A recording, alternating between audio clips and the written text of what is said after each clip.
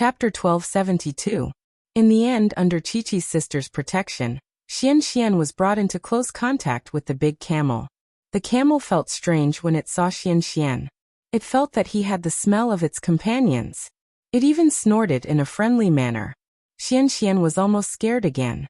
"Don't be angry. This is my good friend. You can also be good friends." Kiki smiled sweetly and gently stroked the hair on the camel's forehead. Seeing her and the camel's intimate appearance, Xian dispelled the fear in his heart. They didn't dawdle for too long. The children and the fathers all picked their own mounts and then began the desert-like journey. Riding a camel was a new experience. Not only could they suddenly rise, high up in the sky, and have a new vast view, but they could also enjoy the slow and magical ride. The camel took big strides across the sun-cracked ground. The feeling of being jolted made the little girl scream again and again. If they had only heard about it, the audience might have thought that the little girl was scared. But in fact she was not. The camera faithfully recorded Kiki's excited smile. Kiki felt that it was very fun and exciting. There were differences between a camel and a horse. The biggest difference was the high hump. Kiki looked and touched it curiously. Poplar fruit told her that it was the place where the camel stored its nutrients and energy. "It's amazing." Kiki giggled. "Kiki, look what is flying." Poplar fruit suddenly shouted and pointed to the sky not far away and said to Kiki, "It's Sun Wukong." Nui excitedly lifted his retro red hat.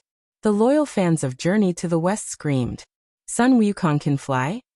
Kiki pulled her father's hand in surprise. She felt that it was too amazing. How could there be so many magical and fun things in Xizjiang? From afar, they saw Sun Wukong kicking his legs and flying in the sky. He waved his Jingu Bang and shouted loudly, "Father's babies, how are you?" His guess was right.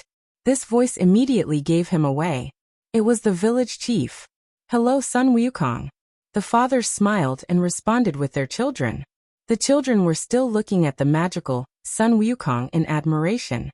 They didn't recognize that it was the village chief who played the role. In fact, only the children felt that it was magical. The fathers had already seen the flaw. Or rather, it was too obvious. The flaw was right in front of their eyes. There was a huge crane behind. It was that long arm that hung the village chief in the air. Only then could he ride on the clouds. The village chief finally landed. Like a monkey, he ran over while scratching his head. They thought he was going to do something, but they didn't expect the village chief to say, "Welcome to Where Are We Going, Daddy?" Sponsored by XXX. Just as he was reading the long advertisement, Nui, who had already dismounted from the camel, clasped his hands together and bowed respectfully to the village chief. Village chief laughed involuntarily and said, "Nui is worshipping me." The fathers all laughed. Seeing Nui so pious, other than finding it funny, they couldn't help but be curious about his family's education. What kind of education could produce a child who held such respect for a mythical character? Kiki didn't say anything just now. She was leaning on her father's thigh and looking at the village chief in confusion. At this moment, she seemed to have discovered something. Her big eyes suddenly became bright, like the purest black gemstone under the bright sun. "You are the village chief," Kiki said happily. "I know Sun Wukong is the village chief who transformed into him." Ha ha ha ha. The fathers all laughed. So Kiki only just recognized the village chief? The village chief laughed. "How is it, children? Does the village chief look handsome dressed like this?" "Handsome." This was the answer of Sun Wukong's loyal fan Nui. "Handsome. Super handsome." The eternal support Wang Xian and Dejun echoed.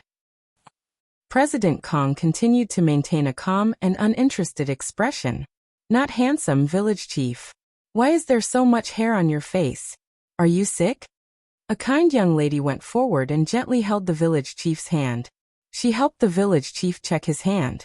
Luckily, there was no monkey hair on his hand. Kiki's kindness and imagination were both amusing and likable.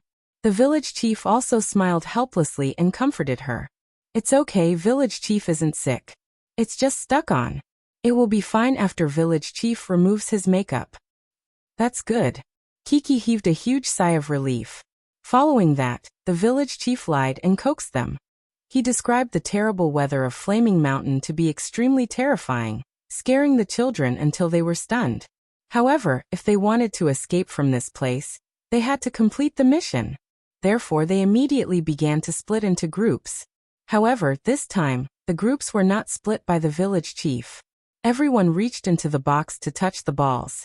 Children of the same color and their fathers formed a group. Whether or not they could form a group with their fathers depended on their luck. Nuai and Lu Yi were very lucky. They were successfully placed in the same group. Kong Kong and Lin Yongjian were in the same group. Zhou Shimin and Hao Hao were in the same group. Qi Qi and Hu Jun were in the same group. Yang Guo was in the same group with Dejun and Xian Xian. I want to form a group with Daddy. Kiki held Poplar Fruit's hand and looked up at her father in anticipation. Kiki was very happy when she received the pink ball, but now, she was not happy. You can't do it this time because you chose to form a group with Uncle Hu Jun. Poplar Fruit squatted down and said to his daughter, so you have to be with Uncle Hu Jun. Listen to him and complete the mission together to find the puzzle. Then will I be able to see Daddy later? Kiki was worried about this. Of course you can. Let's work hard to find the puzzle, and then gather here. Then you will be able to see Daddy. You have to work hard, okay? Poplar Fruit smiled. All right. The little girl regained her bright smile. She reached out her hand and clapped with her father. The little girl giggled and said, I will work hard. The mission was assigned. Kiki and Hu Jun had to find Master Ba Yi for the puzzle, while Poplar Fruit had to bring the two girls to Bajiao Cave to find the puzzle. I think my mission is quite suitable for Nuai. Poplar Fruit smiled and pointed at Nuai, who was eager to try. However, the mission was drawn by himself and this could not be changed.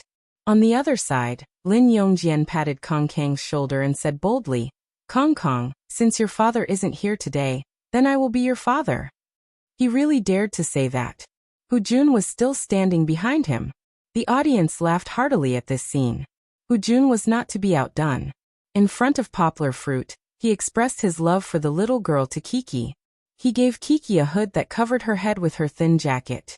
The little girl's delicate and cute little face was exposed. She giggled and felt that it was very fun.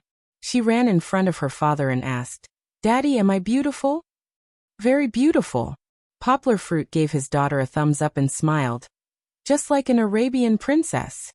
Kiki did not know much about Arabian. She had only heard the story of the Arabian Nights. However, when she heard the word princess, the little girl beamed with joy. Chapter 1273. Poplar Fruit watched his little Arabian princess obediently leave with Hu Jun. After a while, he reluctantly retracted his gaze. Turning his head, Poplar Fruit saw the two boys staring at him. Now that Xian Xian and Dejun's father had left, Yang Guo had become their pillar of support. In the scorching sun of the Mountain of Flames, it wasn't that they had no one to rely on, but that they had no one to rely on. Okay, Poplar Fruit smiled. He snapped his fingers, squatted down, and spread out the mission card. He said, Now let's start our mission. Look at this map. Which one of you can tell me where our destination is? Xian Xian was in a daze, while Dejun was confused. They both shook their heads. Xian Xian said in a childish voice, We don't understand. It doesn't matter if you don't understand. Come look over here. Uncle will teach you. Poplar Fruit knew how to pique the interest of such a young boy. He smiled and said, Do you want to be heroes? Heroes are omnipotent. Reading a map is a piece of cake. So if you want to be heroes, you have to learn how to read a map from Uncle, okay? Xian Xian nodded. The two boys squatted down obediently and studied the map with Poplar Fruit. Their two big heads swayed in front of Poplar Fruit. Poplar Fruit had to change his position to continue talking to them. However, the map was very simple, and the destination was indeed not far. Poplar Fruit explained it very simply, and the two children immediately understood. Dejun said loudly, Uncle Poplar Fruit, I know. This banana cave is under that bridge. It's there. He pulled Poplar Fruit's shoulder and pointed to a dirt city hundreds of meters away. In the middle of the dirt city was a slightly white arch bridge. Yes, it's there. Xian Xian said happily. The two children had been a little dazed by the sun. Now, because they had found the clue through their own efforts, they suddenly became energetic. Then what are we waiting for? Poplar Fruit half squatted on the ground and made a let's go gesture. He smiled and called out, "Quickly take Uncle to find Princess Iron Fan. Then come with us." Dejun was very responsible. He was afraid that Poplar Fruit would get lost. When he pulled Xian and started running, he didn't forget to warn Poplar Fruit. "Of course you are my guides." Poplar Fruit smiled as he followed behind them.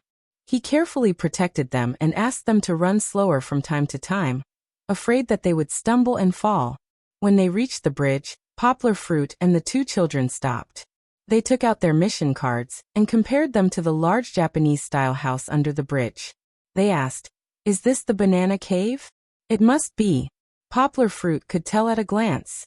In variety shows, sometimes the map wasn't everything. You needed a pair of eyes that were good at discovering beauty. No, it was better to have eyes that were good at discovering cameras. In front of the house, there were guns, cannons, and several cameras ready. If it wasn't here, where else could it be? However, the two children were very simple. They didn't have that many thoughts and focused on completing the mission. Dejun and Xian took the mission cards and compared them for a long time before finally confirming. "Uncle Poplar Fruit, it's here. There's a bun on top of Banana Cave." Bun. Poplar Fruit couldn't help but laugh. The children's naive words were indeed interesting. The dome of someone else's building had become a bun in their mouth. Even without the Prince of Golden sentences, Nuyi, the other children often said shocking things. "Since it's Banana Cave, let's go down." Yanghua held back her laughter and led the two children to the bottom of the bridge. They walked into the house known as Banana Cave. It did look like a house from the outside, but what they were about to enter wasn't a house, but a cave built in a small hill. No wonder it was called Banana Cave. Poplar Fruit realized that the small ancient city in the Flaming Mountain was probably a scenic spot built for businesses in the back, not a real residential area. It made sense when he thought about it. Within a radius of 1 to 2 kilometers, it was the unbearably hot Gobi Desert. There weren't many green trees in sight. It wasn't suitable for humans to settle down here. "There's a flashlight on the ground." Xian shouted happily as if she had discovered a treasure. According to its classification, this should be a camping lamp. It could shrink and gather light to illuminate the path ahead. And it could also stretch out to become a glow stick that shines a soft light and illuminates the environment around it. In the first season, Kimmy and Angela used this type of camping lamp when they were exploring the cave. After entering Banana Cave, Poplar Fruit stopped at the first corridor. The director who followed him stopped him. "Let them go by themselves?" Poplar Fruit was dumbfounded. Since they didn't need him, what was he doing here? Accompanying Prince to study? Of course, Yanghua only spat out this complaint and didn't care about it in her heart. However, Poplar Fruit looked at the dark corridor. He couldn't even see his fingers in front of him. He didn't know how long it was, how deep it was. He couldn't tell what was going on inside at all. Looking at the two children who were laughing and indulging in playing with the camping light, Poplar Fruit asked worriedly, "Can they do it?" "It's okay. Teacher Yang, don't worry." The director smiled. Since they said they could do it, then they could do it. There were 2 cameramen following them anyway. Poplar Fruit stood at the entrance of the corridor and watched the 2 children stumble forward. From time to time, he would remind them to hold hands. They walked deeper and deeper, and gradually their figures could not be seen. However, Poplar Fruit could still hear them cheering each other on. Although their voices were very soft, Poplar Fruit could still hear them clearly as they traveled through the deep corridor of the cave. "Maybe there's a demon inside. Then I'll be even more scared." "It's okay, don't be afraid. We're good people. They won't eat good people." Suddenly, Dejun's voice was heard as if he had discovered a new continent. "There's someone inside." Immediately after, a woman's voice was heard. "Bold children, who are you?" Dejun had met Princess Iron Fan. At this time, the 2 children were probably shocked. Even Xian, who was the boldest, had a trembling voice. He subconsciously replied, "Yes, who are we?" "Who?" The audience was amused by Xian's answer. Looking at these 2 brothers in distress, the audience suddenly had a brainwave and decided to give them the title of Who. This was not a coincidence. In the third episode, during the trip to Min Province, Dejun and Xian Xian were given the title of flattery. Of course, this was not a derogatory term. Who asked these two children to be so awesome? They could sing one another and make Sister Pomegranate smile from ear to ear? In this banana cave, Xian Xian and Dejun were destined to offer even more incisive remarks. Of course, this was left for the audience to slowly enjoy. Poplar Fruit's mind was a little adrift. He began to worry about his daughter, who had followed Hu Jun to complete the mission. He wondered how Kiki was doing now. Everyone can watch the dialogue in Banana Cave in the original episode. Xiaohan only briefly mentioned it here. Let's watch Kiki. Chapter 1274. It wasn't hard to find Master Ba Yi, and it didn't take long for Chi-Chi and Uncle Hu Jun to arrive at Master Ba Yi's magnificent house. However, just like Yang Gua and the others, the long hallway was extremely narrow and dark. Especially since the front and back of the hallway was blocked by thick curtains. It gave people a feeling of suffocation. I'm a little scared. Will there be something scary? Kiki timidly tugged at Uncle Hu Jun's hand. The little girl was a little retreating in this completely unfamiliar environment. Listening to her soft and shy voice really made one unable to resist the urge to protect her. It's okay, Uncle is here, Hu Jun said loudly. Kiki tugged at his clothes, and he also supported the little girl, afraid that she wouldn't be able to see the steps on the ground and fall. Fortunately, they quickly walked through the corridor. When they lifted the curtains on the opposite side, the faintly humming Uyghur music suddenly became clear. It was a dance music performed by Duder, Dambor, and Hot Wap. It was very traditional and very pleasant to the ears. If one was used to listening to modern pop music, they would be in a trance when they suddenly heard this. But it was too sudden. Kiki was startled by the music. She had already taken half a step forward, but she quickly retracted her leg. It was only after Hu Jun comforted her that the two of them walked out. The musicians played and sang, and the dancers surrounded them. Amidst this melodious dance music, Hu Jun and Kiki walked out and stood in a daze. They saw dozens of Uyghur beauties dancing in front of them. Their graceful waists swayed with light muslin. Their slender jade-like feet nimbly stepped on the steps, and their white wrists and delicate hands flew like clouds. It was a magnificent scene of singing and dancing. It was different from the dark and narrow corridor just now. It was as if it was another world. The high dome, the bright light, the beautiful carpet covering the floor, and the exquisite satin hanging from the ceiling on the walls all explained the luxury of Master Bai's mansion. Almost all of them were Uyghur beauties. Upstairs and downstairs, the big Kong bed facing the master's house was even more so. Master Bai, who was slightly fat and stout, was surrounded by a few beauties serving tea and grapes. Looking at that arrogant mustache, this Master Bai was not someone to be trifled with. Kiki watched in confusion for a while. In fact, the little girl really liked the dance of these beautiful big sisters, but when she came out of the dark hole and saw all this, the little girl was a little confused. Fortunately, Hu Jun reacted in time. He pulled Kiki through the crowd of dancing girls and arrived in front of Master Bai. At this moment, the dance music suddenly stopped. Master Bai, seated above, clapped his hands. Even without Hu Jun's reminder, the little girl followed suit and clapped her hands, but there was a hint of fear in her eyes when she looked at Master Bai. This Master Bai in front of her was not only a little boorish, but his behavior was also somewhat dignified, which made the little girl a little afraid. Hello, Master Bai. We're here to pick up a mission, a puzzle. Hu Jun gestured. However, Master Bai just looked at them in silence. The atmosphere was a little awkward. Especially the little girl. She shrank back to Uncle Hu Jun's side and leaned against his thigh, looking at Master Bai in fear. Kiki, you should also ask Master Bai. Hu Jun nudged the little girl.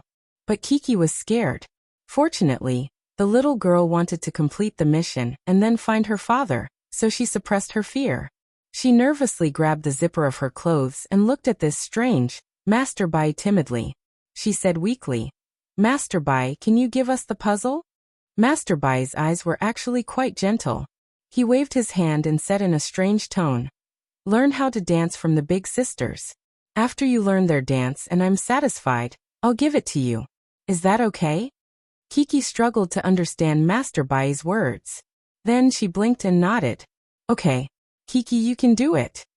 Hujun smiled and clapped for Kiki. In fact, learning how to dance was not a problem for Kiki. She liked to jump on the dance mat at home. She even taught herself many dances.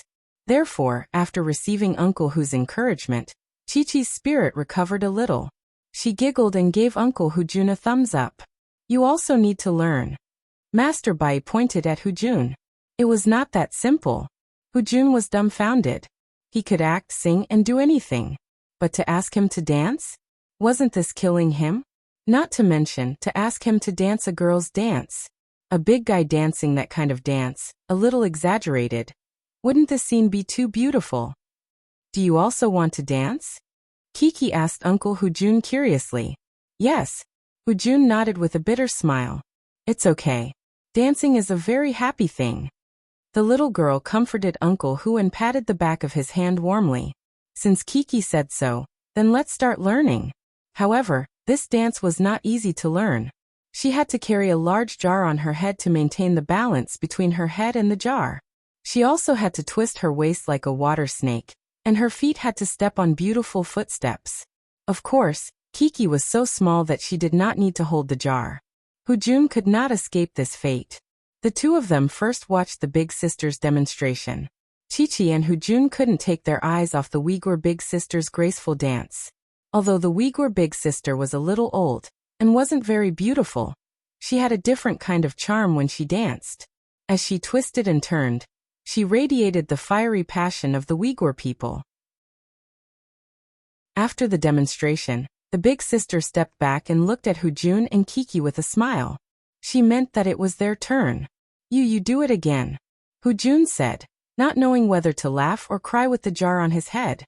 The Uyghur elder sister smiled gently, then put the jar back on the table and said in a soft voice, "It's beautiful."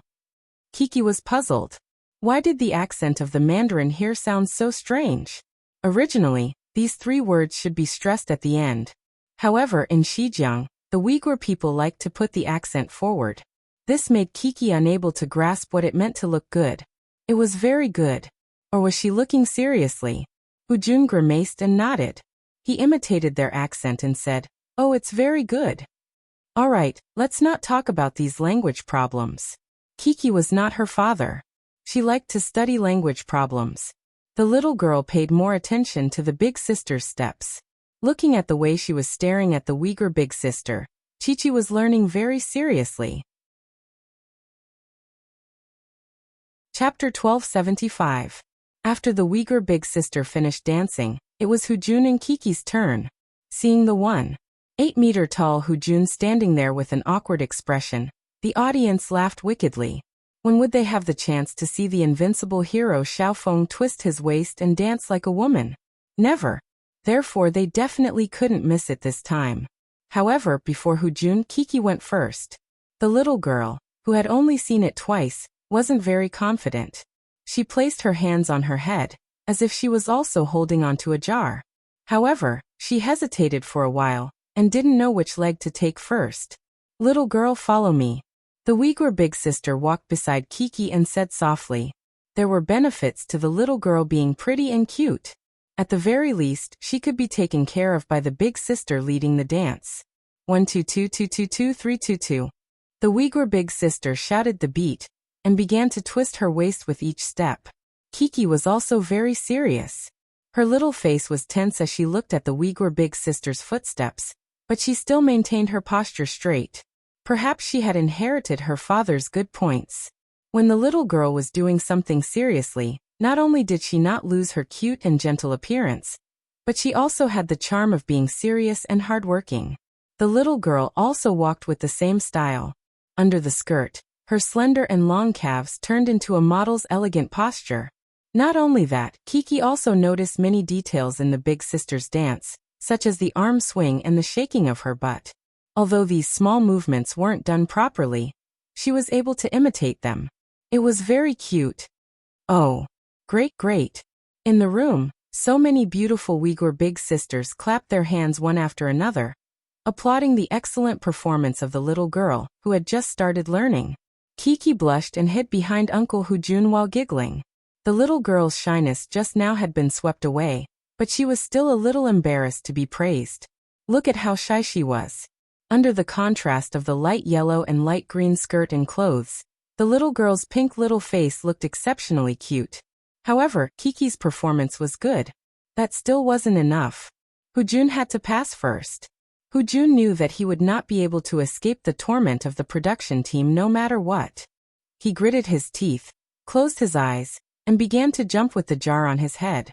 Her footsteps were a little exaggerated and enchanting, but her body was as stiff as a block of wood. Although there were no special effects, looking at Hero Xiaofeng's stiff steps and the way he turned left and right, the audience seemed to hear the sound of metal joints rubbing against each other. Hee hee. The Uyghur beauties all snickered. Kiki stood at the back, and the little girl couldn't help but smile as she watched. She didn't have any intention of mocking him, but she felt that Uncle Hujun was very strange. She thought, is Uncle Hu dancing? How is it? Hujun jumped around, took the jar and asked. Too ugly.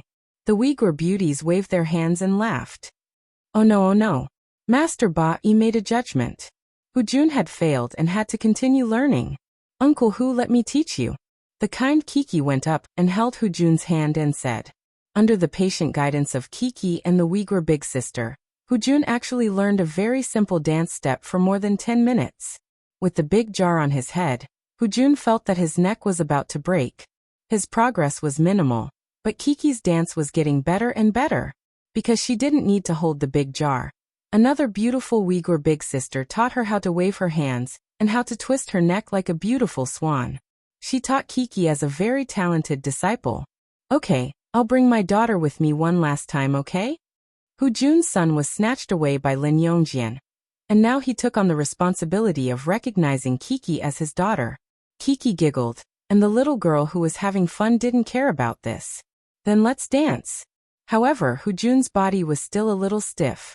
After he finished dancing, he turned around, and his hand slipped. The big jar fell from his hand and shattered on the ground. Luckily, it fell on the other side. Kiki, who was also standing beside Hujun, wasn't hit, and was also lucky enough not to be cut by the flying shards. She retracted her hand and was shocked. Knowing that Uncle Hujun had caused a big trouble, the little girl subconsciously raised her head and looked at the master. She looked at the originally very serious and fierce Master Ba-yi. The little girl took a deep breath and said in her heart, "This is bad." Luckily, Uncle Hujun was here. Uncle Hujun was still very reliable, and Kiki wasn't scared to the point of crying. However, Hujun was scared out of his wits. He turned around and carried Kiki and carefully checked her. After confirming that the little girl was fine, he was relieved. They couldn't dance for the time being. Hujun and Kiki sat by the Kong bed and waited for the staff to clean up the broken shards and debris on the ground. A beautiful Uyghur big sister plucked a bunch of grapes for Kiki to eat. So sweet. It's super delicious. After Chi-Chi ate it, she smiled happily. The haze of breaking the jar earlier was swept away. She even turned around and raised her small arm to grab a grape and stuffed it into Hujun's mouth, saying, "Uncle Hu, you should try it too." However, it wasn't that simple. This Master Ba-yi was very dedicated to carrying out the program's concept of tormenting the guests. He turned his head and held back his laughter. Instead, he looked at Hujun with a fierce look and said, "How are you going to compensate? How are you going to compensate?" Hujun, who was a wily old fox, asked with a smile.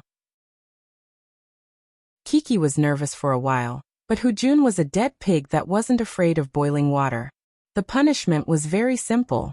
Hujun had to dance with the mini Uyghur beauties, and Kiki had to stand behind Master Ba-yi obediently with a cattail leaf fan and fan him.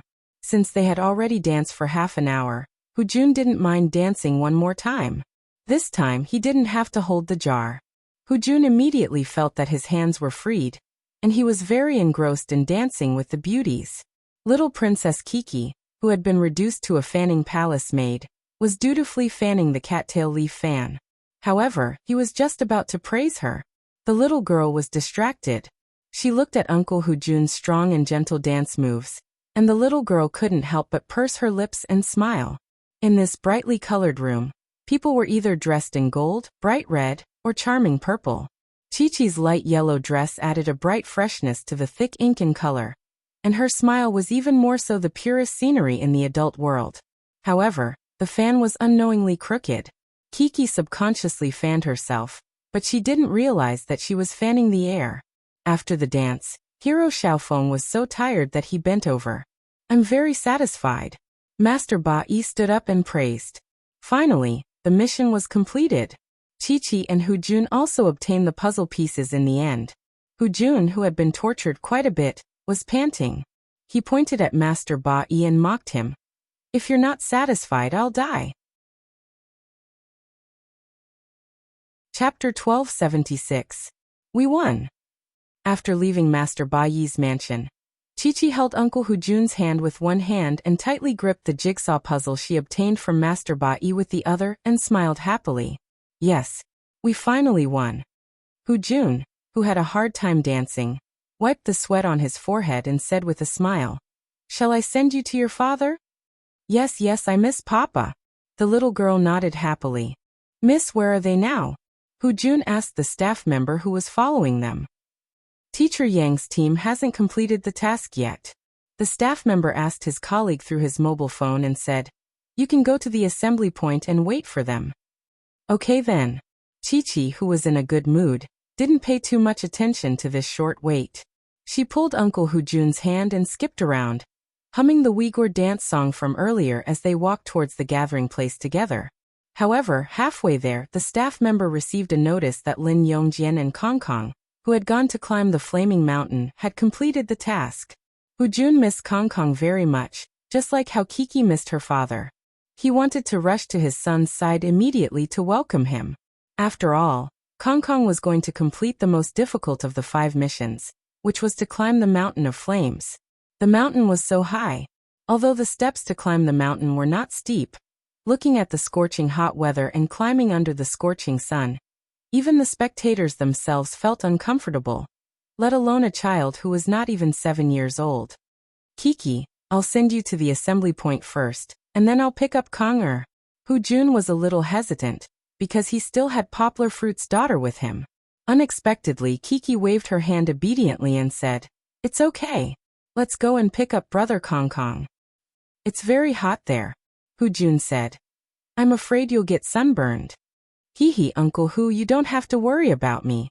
Kiki shook her cute little umbrella, which had an extra ear in the middle, and said, "I have an umbrella." Thus, they changed their route and walked towards the flaming mountain. Fortunately, they walked in a place with a thatched shelter.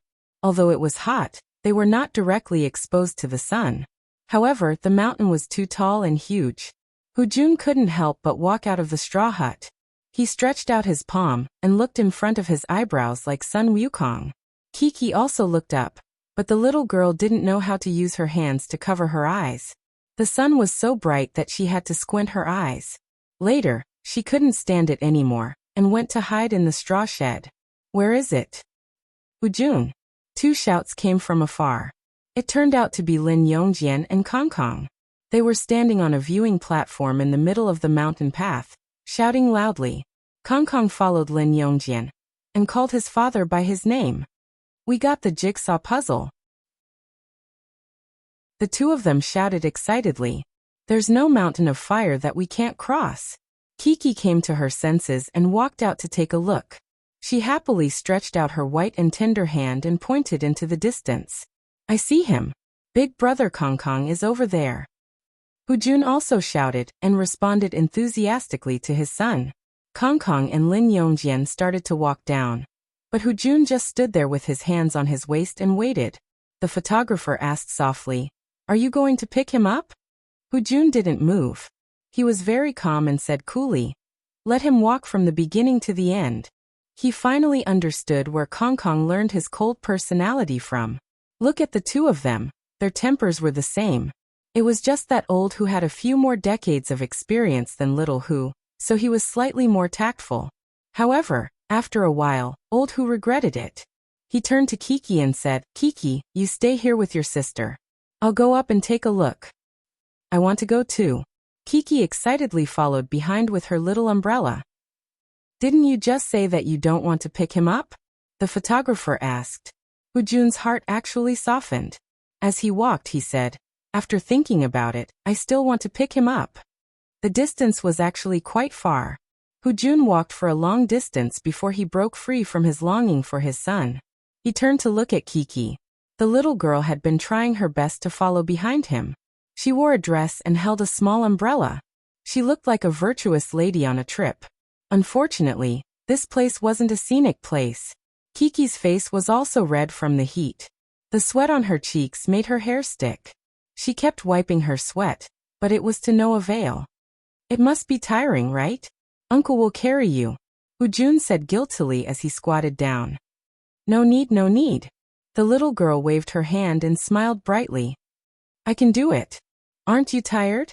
Look at your blushing face. Hu Jun asked in surprise. I'm not tired. It's just a little hot. Kiki mischievously smiled and stuck out her tongue. Hu Jun held Kiki's hand and climbed up a few steps before they finally saw Lin Yongjian and Kong Kong, who had just come down the mountain. Lin Yongjian was panting heavily as he carried Kong Kong and walked towards them. The photographer and assistant were also holding umbrellas and following closely behind them. It turned out that at the end of the mountain, Kong Kong had a nosebleed because he had been in the sun for too long. The assistant upstairs had already taken care of it. The nosebleed stopped, but there was still a piece of paper stuffed in his nostrils. How Kong a nosebleed? Hu Jun heard the news on the way down. He smiled as he took his son and patted him on the back. Are you okay? And Kong Kong was in his father's arms. He saw the beautiful girl holding a small umbrella curiously sizing him up. The little boy felt embarrassed and turned his head to the other side. He said in a muffled voice, I'm fine. He quickly walked to a small courtyard not far away and found a shady place for Kong Kong to rest. Brother Kong Kong's face is so red. It's so hot. Kiki said as she sat next to Brother Kong Kong and watched the show's doctor examine Kong Kong again and again. She reached out and touched Kong Kong's face gently. Kong Kong's face was indeed red. The originally tan little boy's face was now pink. Of course, it was not because of shyness, but because of the heat poison he had absorbed on the mountain. Your face is red too, Kong Kong said. He reached out his hand, but the little boy was more shy and retracted it. He pretended to be calm and said, touch it yourself. That's right, Kiki's face was also red. The two of them were comparable. However, Kiki's condition was better because her skin was very white. It was easy for her to turn red from the heat. The little girl touched her face obediently, then made a funny face at Brother Kong Kong and giggled. It was not easy to get a chance to interrupt the two children while they were playing. Old Hu could not help but feel proud of his son. He praised. Teacher Lin said that you guys climbed up the mountain just now? It's amazing, really amazing. I did it. Kong Kong calmly leaned on her father's side and said in a carefree manner. Although Hu Jun still had a calm smile on his face, he couldn't hide the love he had for his son in his eyes. Old Hu praised his son while wiping his sweat. Kong Kong had been sitting for so long, but his body was still sweating profusely. Even his feet were sweating profusely. Chapter 1277. After all, a child was a child, full of vitality. After resting for a while, Kong Kong regained her vitality. When she heard Hu Jun and Lin Yongjian talking about Kong Kong's deeds of climbing the flaming mountain, Kiki's heart was full of respect for this little brother. He was so amazing that he even climbed the flaming mountain. Therefore, on the way to the rendezvous point, Kiki let Brother Kong Kong hold her hand, and then she kept asking Brother Kong Kong questions about the flaming mountain, like a curious baby. Papa. However, when they arrived at the rendezvous point, the little girl saw her father from afar, and immediately let go of Brother Kong Kong's hand. She was like a little wild horse running happily on the grassland, running over to her father, and throwing herself into his arms. You're back. Poplar Fruit also smiled and picked up his daughter. When he heard that Hu Jun took his daughter to the flaming mountain, Poplar Fruit was also a little anxious and worried. Papa, I missed you so much. Kiki hugged her father's neck and smiled sweetly. I missed you too. Poplar Fruit hugged his daughter tenderly and patted her back. He smiled and said, were you very obedient just now? Did you listen to Uncle Hu's words? Yes. Kiki suddenly remembered and took out a big piece of the puzzle from her jacket pocket and showed it to her father. Papa, look, we also got the puzzle. Really? You're awesome. Poplar Fruit smiled and gave his daughter a thumbs up. Kiki giggled and then came down with her friends to put the puzzle together with satisfaction. Puzzles were Kiki's strong point. Poplar Fruit bought her puzzles before, so the little girl's eyesight was better than Poplar Fruit's. Not to mention this very simple puzzle with 5 pieces.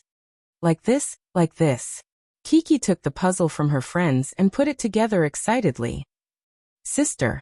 Xian suddenly thought of something. He turned around and took the quest reward from his father.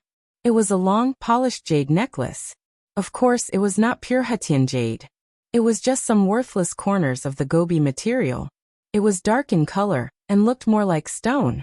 At that time, with the help of the Lord, Xian, Dejun and Nuoyi, who had rushed over after completing the mission, were lucky enough to receive a gift from Princess Iron Fan.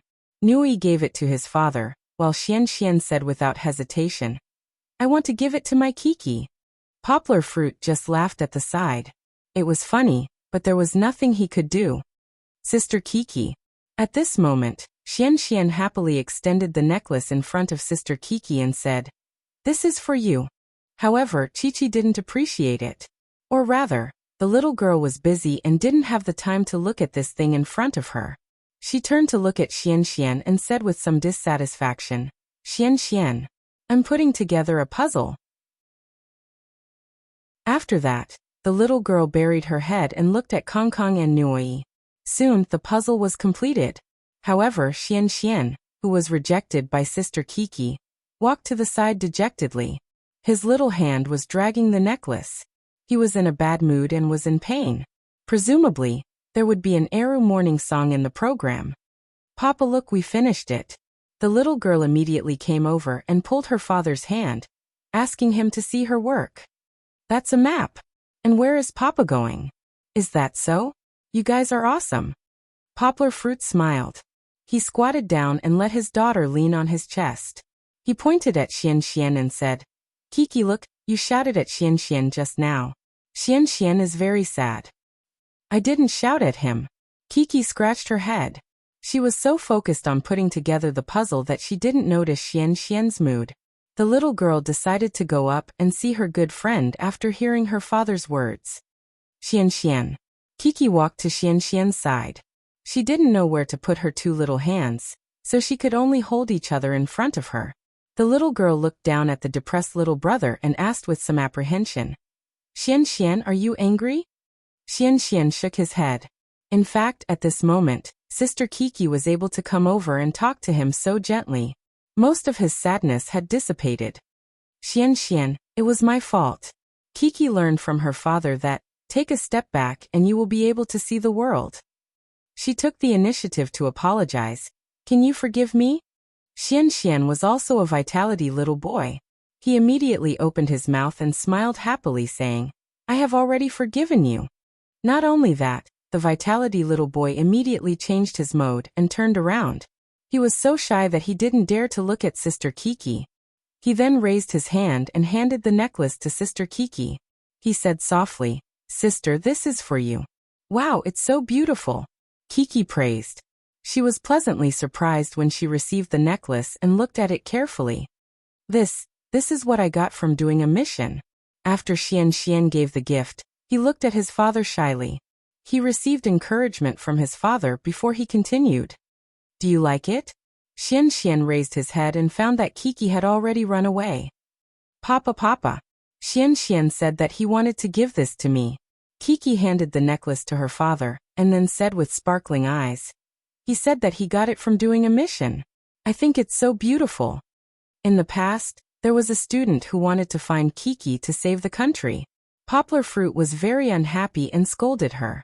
If someone gave a gift in private, she had to get her father's approval before she could accept it. Therefore, in order to not make her father angry, Kiki ran back to let her father know. At this time, Kiki's eyes were filled with expectation and worry. She was worried that her father would not let her accept brother Xian's gift.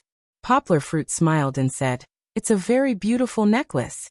Did you say thank you to Brother Xian? Not yet." Kiki immediately turned around and said thank you to Xian who just came over.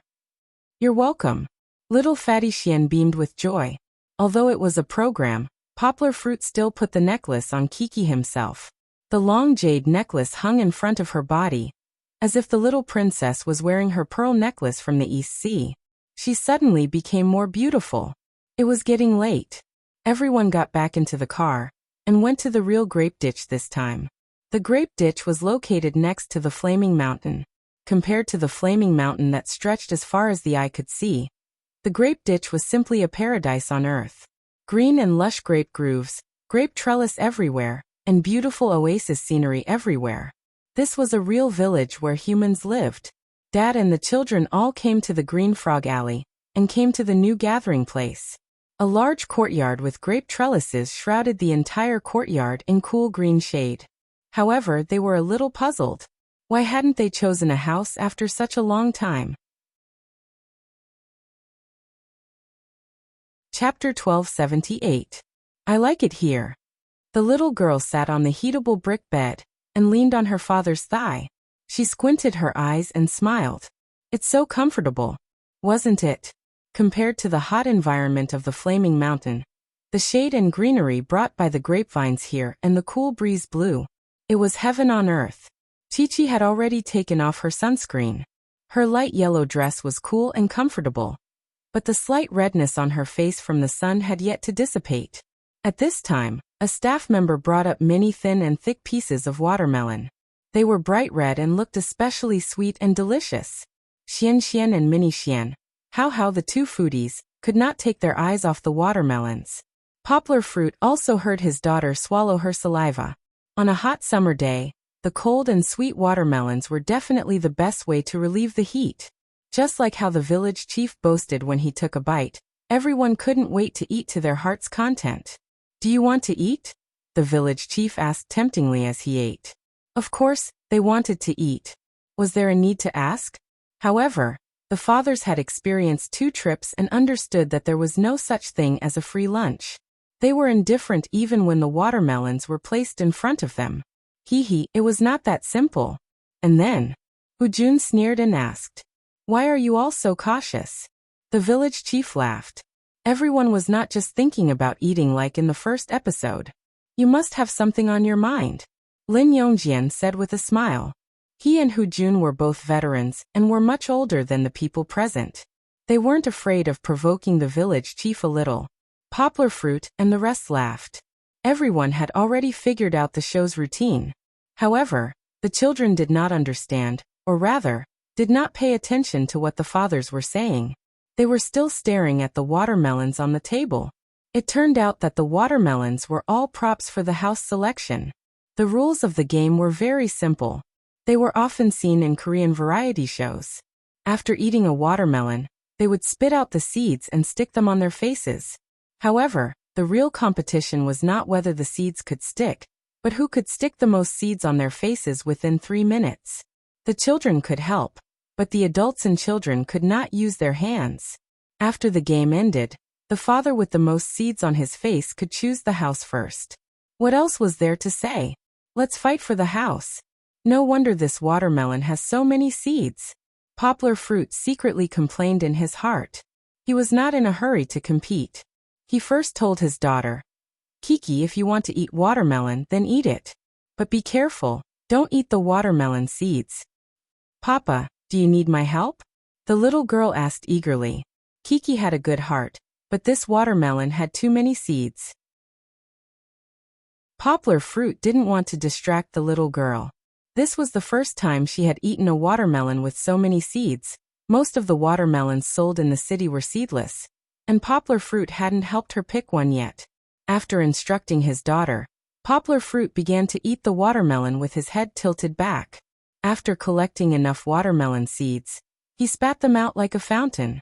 Even though it was Poplar Fruit, he couldn't handle the watermelon seeds that flew out of his mouth. Fortunately, he ate quickly and spat out a lot of watermelon seeds at once. Many of them stuck to his face. Catch up. Poplar Fruit was secretly happy. Without thinking much, he quickly continued to eat the watermelon and spit out the seeds. Beside him, Kiki also finally ate the watermelon. The little girl was quite fastidious. She carefully nibbled on the part of the watermelon without seeds and then ate it in small bites. This watermelon had a lot more seeds than the last time in Min Province, but this didn't affect the quality of the watermelon. It was super sweet, so sweet that there was sand in it. Kiki spat out the watermelon seeds on her hand and threw them away. She ate happily and was very satisfied. However, unlike Chi-Chi, who was as quiet as a little lady, the other children were all fighting with their fathers. Spittle flew everywhere and melon meat was thrown everywhere. It was like a play of 100 forms of life, and every father's face was too horrible to look at. Kiki ate for a while before she noticed the noise around her. The little girl turned to look at her friends and found that they were all busy spitting on their fathers' faces. What's going on? Kiki stood up curiously, still holding a piece of unfinished watermelon in her hand. She swayed to take a look. Ah! The little girl was shocked. How did these uncles become so ugly? Or rather, disgusting. There were a lot of watermelon seeds on their faces. Looking at them made one's scalp tingle. Kiki turned her head and hid behind her father. The little girl really couldn't accept it at the moment. Ah! Papa, what's wrong with you? However, when she turned her head, the little girl screamed again. How did Papa become like this? It seemed that the little girl had been drooling while looking at the watermelon, and didn't pay attention to what the village chief said. The little girl was shocked at first and subconsciously wanted to run away. However, she quickly realized that this was her father. She had to save her father. The little girl became anxious. She threw the watermelon aside, and then slapped her face with her two small hands like a cat's claws. The watermelon seeds on her father's face flew everywhere. She also turned her head to the side and closed her eyes, screaming again and again. It could be seen that this was the first time the little girl came in contact with such a terrible side of her father. However, the watermelon seeds that Poplar Fruit had painstakingly collected for almost 2 minutes were swept to the ground by Kiki. It seemed like a long time, but it happened in an instant. Even Poplar Fruit didn't have time to react. When he grabbed his daughter's little hand, his face was almost as clean as a mirror. This scene, the audience was somewhat surprised. Poplar Fruit was a little depressed, but Kiki saw that her father's face was clean again. She suddenly plunged into Poplar Fruit's arms and said happily, "Papa, you're not sick. I was scared." What a little fool. Poplar Fruit had to spend a little more time to explain to Kiki what was going on. Papa is not sick. We're playing a game. Come on, spit the watermelon seeds on Papa's face. Otherwise, we're going to live in the worst house today. Poplar Fruit rubbed his daughter's head and laughed. Only then did Chi-Chi realize that she had made a big mistake, and even caused her father to fall into a trap. She blushed and quickly helped her father finish the game. In the last few seconds, Poplar Fruit worked very hard. He ate the watermelon in big mouthfuls, and then spat out the watermelon seeds on his face. Poplar Fruit was working hard. Suddenly, a small head came over. It was Kiki. The little girl's mouth was pouting and her cheeks were a little bulging. Huh. No way. Wait. Before Poplar Fruit had time to shout, a line of sticky watermelon juice poured down from the bridge of his nose and eyes. Kiki and the watermelon seeds were all on Papa's face. Can this game still be played? Poplar Fruit wanted to cry but couldn't. Chapter 1279. During the final struggle with Kiki, Poplar Fruit thought that the father and daughter were about to lose the game. Hence, the little girl foolishly mixed the melon meat and melon seeds with watermelon juice onto his face. Poplar Fruit closed his eyes, as if there was nothing more sorrowful than death, allowing the audience to laugh heartlessly. However, who knew that there would always be someone weaker than the weak? There was always a mountain shorter than the one before it. Poplar Fruit only had a few dozen seconds left, and he was ranked second from the bottom. The one ranked last was the extremely clumsy Hujun, who had worked hard for half a day. Yay! Poplar Fruit was already very satisfied. As he wiped his face with a towel, he clapped with his daughter. Of course, when Poplar Fruit proudly hugged his daughter and giggled, Hujun snappily said, "Poplar Fruit, you are the pot calling the kettle black." We are only 3 seeds apart. My papa is very powerful. Kiki was still explaining to the village chief seriously. She gestured with her fingers. My papa vomited a lot in front of me, but I got rid of it. After saying that, the little girl felt embarrassed. Her performance just now was too clumsy. She smiled shyly and hid in her father's arms. Of course, playing the game was just the order of selection. The room that was chosen depended on one's luck. It was different from the first trip. This time, they chose colors that were more abstract and difficult to grasp. 5 colors. Whichever one they chose, they had to go to the corresponding room. Life and death were ruled by fate. Wealth and honor were ruled by the heavens. It did not mean that the first one to choose would have the chance to choose a good room. The first one to choose was Nuai. Encountering such a choice again, everyone recalled the first episode. Lu Yi had been too happy too early, which led to the tragedy of courting death. Nuai picked up the blue card and saw the number 1 on the card. It meant room number 1. He happily said to Lu Yi, "We're in first place. Dad, we've won." Everyone roared with laughter. Lu Yi also had a bitter face. He patted his son who was too happy and spoiled his character. He said, "In a while let's talk about it when we see the house." In second place, Xian chose the pink card. This was what Kiki really wanted. The little girl had whispered it to her father. Poplar Fruit comforted his disappointed daughter with a smile and said, "It's okay. We'll live in whatever house you choose." Next, Dejun took the rose red card, which was the brightest color. When it was Kiki's turn to choose, there were only 2 cards left, the brick red and the cyan. Actually, girls generally liked red, but the audience guessed that Kiki liked cyan, because the little girl's light yellow dress today was very close to cyan.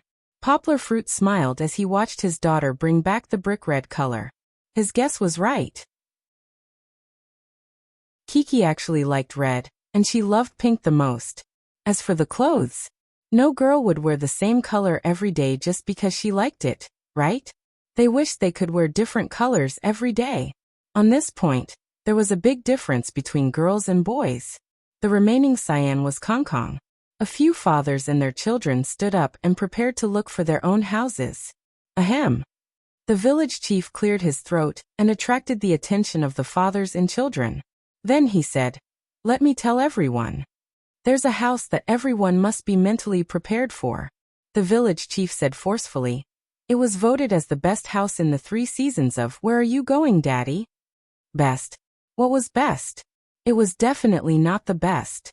No one would be foolish enough to think that the village chief's solemn announcement was just for the cutest and widest house.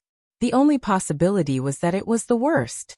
It was unknown if they were frightened by the village chief's words, but the fathers, who were laughing just now, stopped smiling.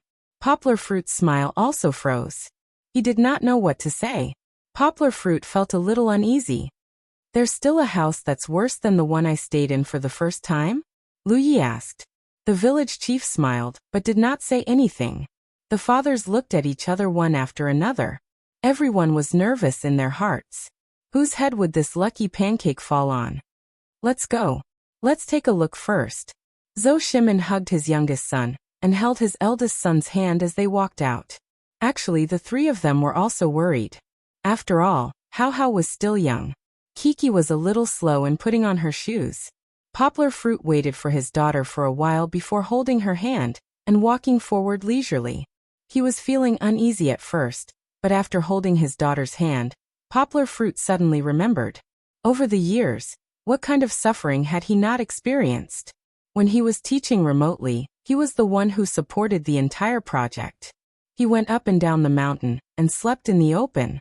How could it be worse than what he had experienced? The production team would not mistreat the guests like this, right?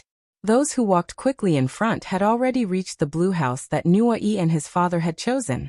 Hearing everyone stop at the door and praise it, Poplar Fruit and Kiki walked over. It really was a blue house.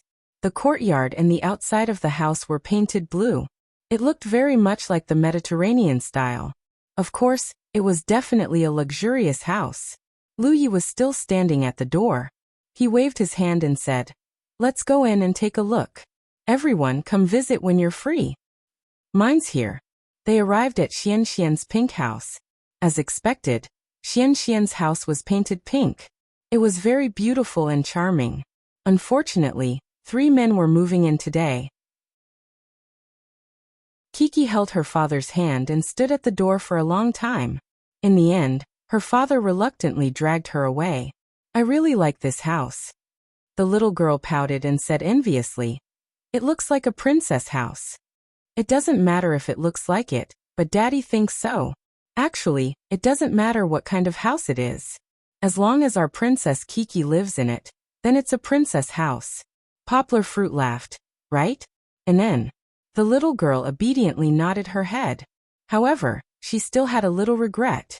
On the way, she could not help but say, If I didn't let Daddy fail, we could also choose Xian's house." "It's okay. We can choose a better one next time." Poplar Fruit smiled. "Kiki, do you know? Daddy actually admires your hard work. Just now Daddy was about to lose. It was you who helped Daddy in the end, although you also spat on Daddy's face." "Hee Daddy." The little girl blushed and smiled shyly. She shook her father's hand and did not let him talk about her scandal. "Although we are only second to last, we still worked hard." "Right." Poplar Fruit struck while the iron was hot and said, "Moreover, since the game is already over and the result has been decided, we shouldn't regret our past mistakes. We will work hard in the future." The little girl understood her father's teachings and nodded her head with a smile. "That's right. Kiki, you can think of this. That's great." Poplar Fruit praised. Chapter 1280. Poplar Fruit and Kiki didn't walk fast because they stayed for a while at Nuai and Xian's house before falling behind. He didn't know what kind of expression Dejun and Lin Yongjian had when they passed by his house. If he knew, he definitely wouldn't have laughed when he saw the third house from afar. "Papa, I see it. It's our house." The little girl held her father's hand as if she was leisurely touring a quaint Jiangnan town. Of course, it could also be that the weather was too hot, and the little girl was in low spirits after sweating a lot in the morning. "Yes. We're here. Look at the courtyard, it's not bad. We shouldn't be the worst." Poplar Fruit smiled and said in a good mood. The quaint iron gate was wide open. Before they walked in, they could feel the lush greenery in the courtyard. The grapevines were naughtily climbing out of the gate. However, Poplar Fruit neglected one point. The grapevines growing well didn't necessarily mean that the environment was pleasant and comfortable. It could also be the result of no one taking care of it for a long time. Poplar Fruit held his daughter's hand and took a step in. He already saw a scene he didn't want to see. A towering tree separated the front and back. The front was fine, but behind it, there was an endless stretch of broken walls. There was no bustling courtyard, only a few desolate, unfinished buildings. Was this a courtyard? Was this a place where people lived? Why did it feel like it was a wilderness with green mountains and clear water, and a house made of mud? Yes, the place they entered was indeed not bad. There was good shade from the grapevines, and the Kong table below was covered with a neat and comfortable woolen blanket. The table was also filled with Xinjiang delicacies. However, when they looked at the back, it was a cruel reality that was too horrible to look at. Poplar Fruit's face revealed a bitter smile. He sighed in his heart. This time he really fell into a trap. He hadn't seen the actual situation of the house, but Poplar Fruit was sure that the house he and Kiki lived in was definitely the best of the 3 seasons that the village chief said. "Where is the house?" Kiki looked around curiously, but she couldn't see an open door. Poplar Fruit opened his daughter's umbrella and shook his head. "It should be right in front of us. Let's go and take a look." At first, Poplar Fruit thought that it was the one-story house without a door. Or, Kiki's words would be more appropriate to describe it. "Papa, are we living in a cave? I think it's a bit like the house where Brother Nuyi lived last time." The little girl was pulled by her father, and carefully walked on the bumpy dirt road towards the cave. At this time, Kiki was still in a good mood. She was not excited, but she did not show any sadness either. Instead, she was a little curious. However, to the disappointment of Poplar Fruit and Kiki, the cave room that looked very bad was not where they were going to live. It was empty and there was nothing inside. Walking out, Lin Yongjian, who had just finished checking their house, came back with Dejun. "Poplar Fruit, how is it? I just saw your place and it doesn't look good. Lin Yongjian was not ridiculing. He was a very kind person like Dejun. He asked with concern, "Do you live here?" It was more than not optimistic. Poplar Fruit spread out his hands and said with a smile, "No, we are also looking for it. I think it's up there." Chi-Chi had been observing curiously all this time. She pointed at the observation deck, that was 3 stories high, and said, "There? That place was even worse. It looked like a few carelessly built house shelves. There was a stone staircase and a wooden staircase that creaked. There was only a handrail on one side.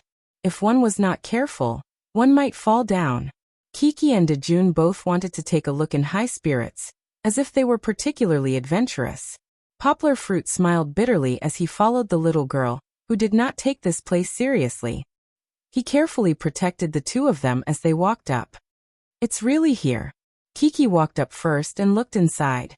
She happily turned back to her father to take credit. "It's there. What's there to be happy about?" Poplar Fruit smiled bitterly as he followed his daughter in. "You live here?" Lin Yongjian followed behind and shouted in surprise. How could he not be surprised?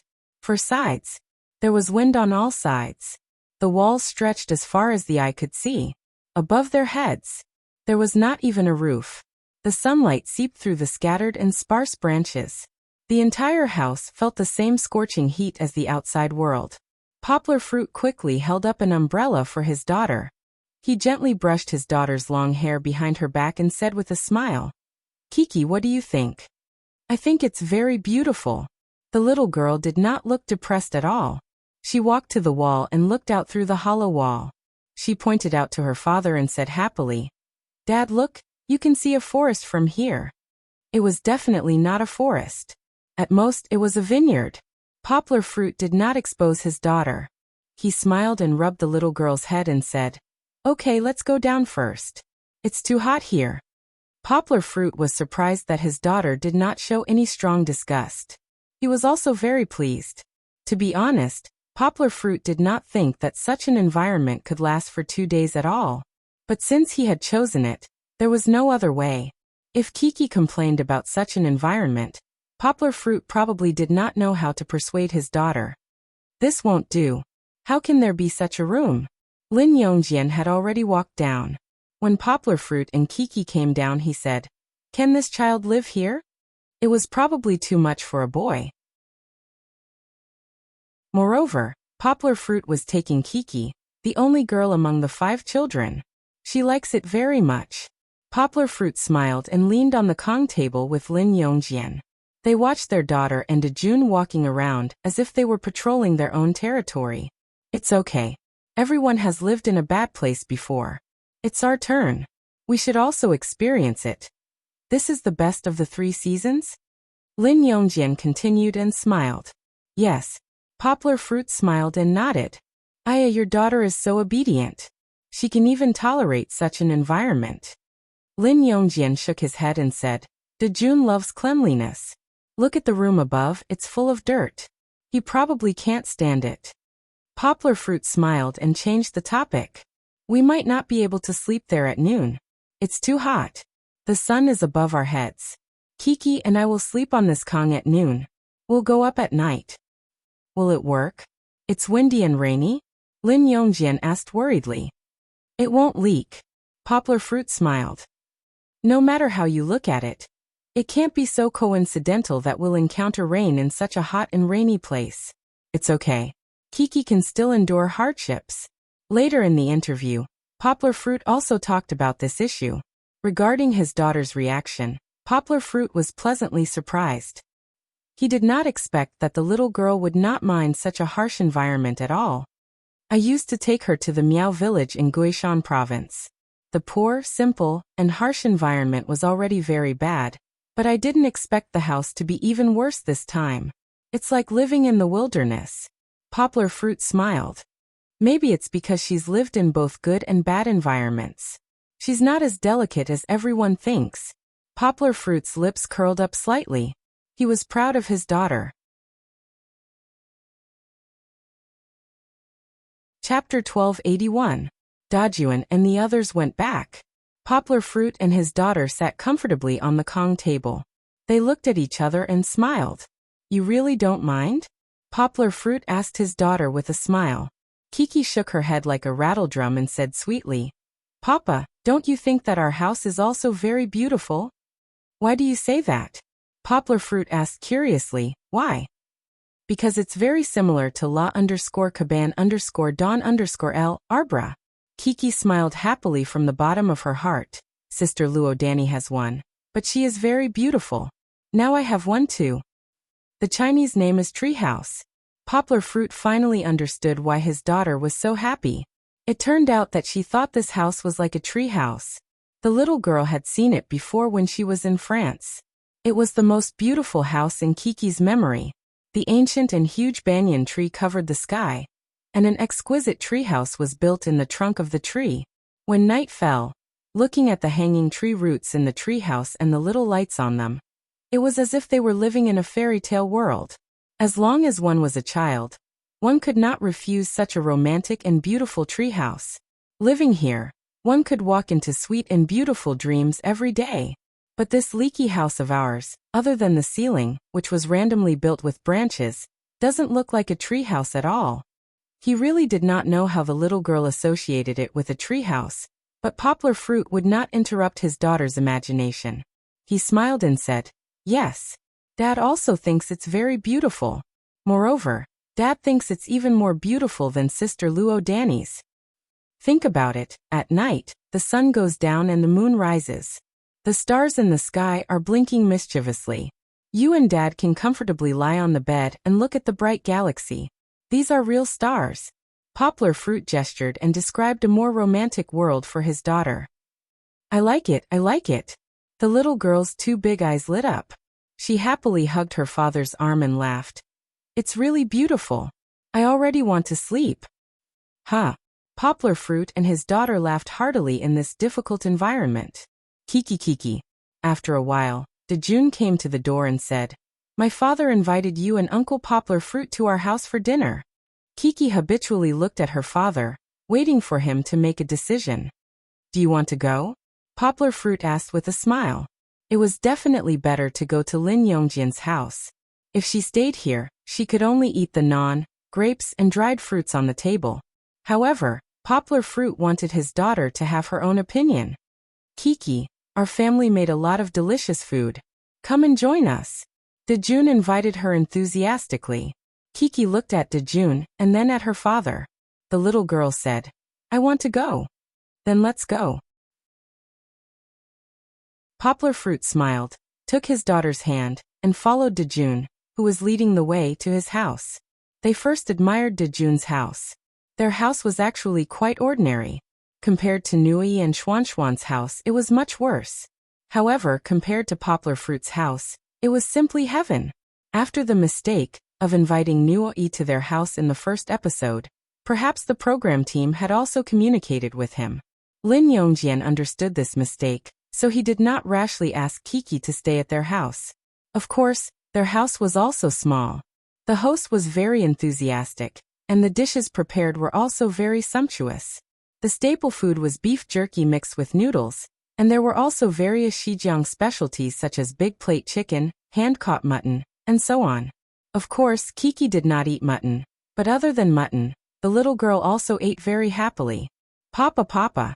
Hearing his daughter's call, Poplar Fruit turned his head and saw her slurping a long piece of mixed noodles. Her mouth was still bulging from eating. Oh, Papa, oh. The little girl chewed and showed her father with a smile. This noodle is so long, I can't even eat it to the end. Poplar Fruit smiled and gently rubbed his daughter's little head. His eyes were full of love. While eating, Poplar Fruit and Lin Yongjian chatted with the host.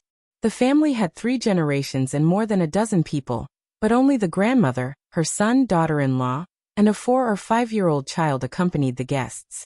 The others were eating in the kitchen. As they chatted, Poplar Fruit realized that the host still knew him very well. It was mainly because of the award ceremony at the beginning of this year, and the Kunming riot last year. Poplar Fruit's reputation in Xinjiang had spread far and wide. Those terrorists are traitors who divided the country. Grandma said angrily. They are no longer people of Xinjiang. They only know how to defame us Uyghurs. Grandma was so agitated that she even said a few words in Uyghur. Her son was quite taciturn, but he dutifully translated for his mother. Grandma, don't worry, I understand. Poplar Fruit quickly patted his grandmother's back and comforted her with a smile. Grandma, don't worry. Kiki also sensibly held her grandmother's hand with her father, although she didn't understand what the adults were talking about. I'm not worried. Grandma calmed down and said, Good children, you are all good children. Grandma is worried that you will have a bad opinion of Xinjiang and us Uyghurs because of those scum. In recent years, Uyghurs have been demonized in the mainland. On the one hand, there were indeed some greedy people who sold cakes at sky-high prices, which destroyed everyone's impression of them. On the other hand, there was the Kunming case that shocked the world. Therefore, Uyghurs working in the mainland often receive strange looks from many people. Grandma, don't worry. Poplar Fruit smiled and said, We all understand. Last year, something like this happened in Kunming. Poplar Fruit talked about what he had seen at that time. This story was not his, but Song Jiwen had witnessed it with his own eyes. My friend went to donate blood. There was a long line at the blood donation place. There were many injured people, and the hospital's blood bank was in an emergency. Many citizens volunteered to donate blood for the patients. Song Jiwen also went. However, a Uyghur young man who was dressed very obviously suddenly appeared in the line. At first, everyone was a little afraid and avoided him. They looked at him with surprise and fear.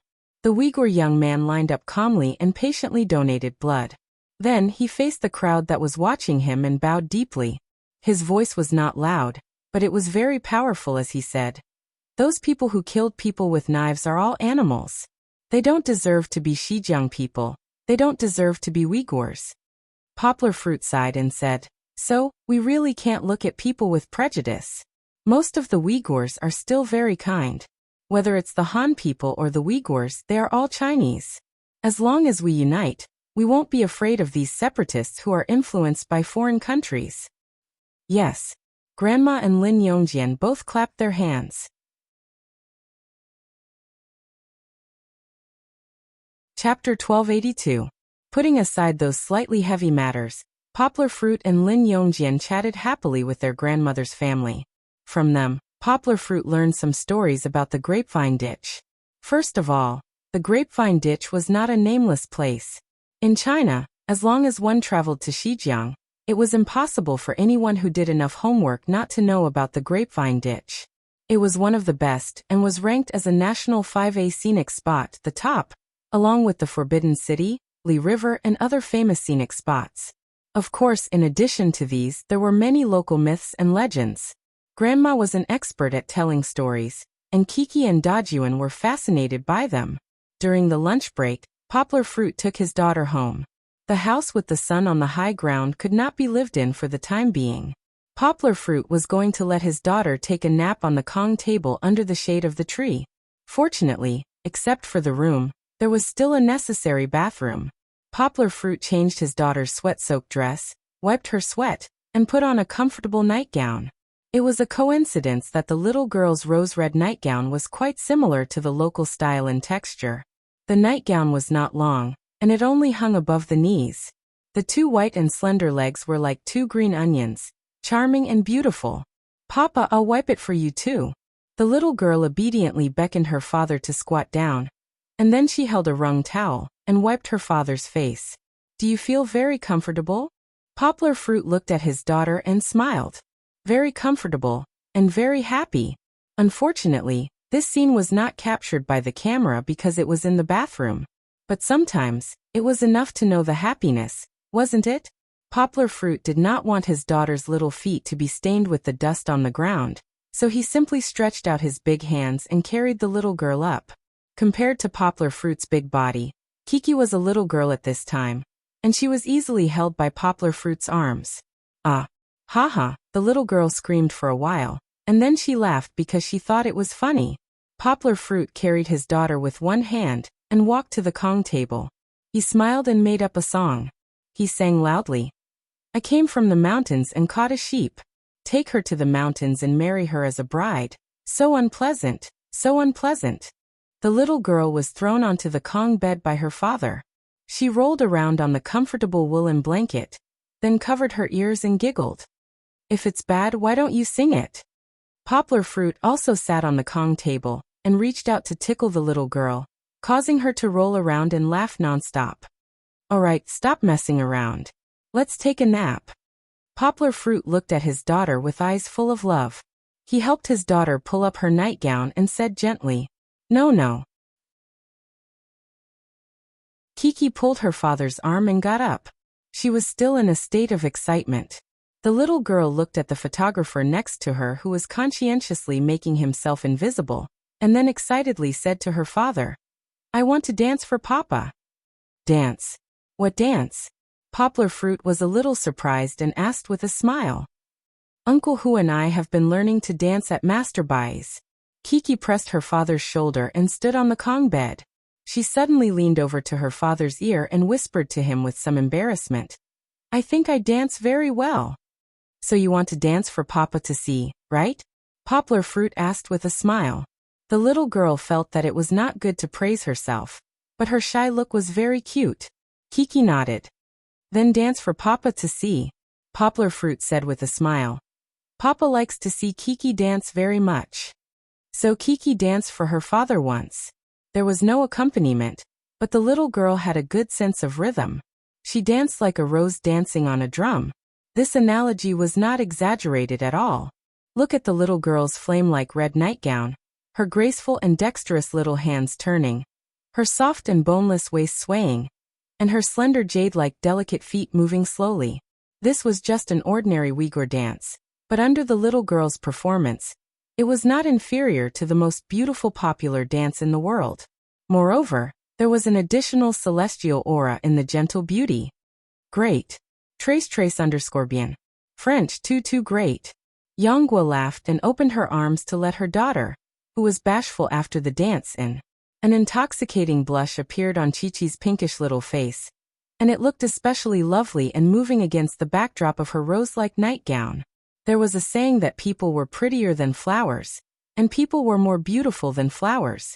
Presumably, the audience watching the TV at this moment was also very fond of this scene. After all, Kiki was tired.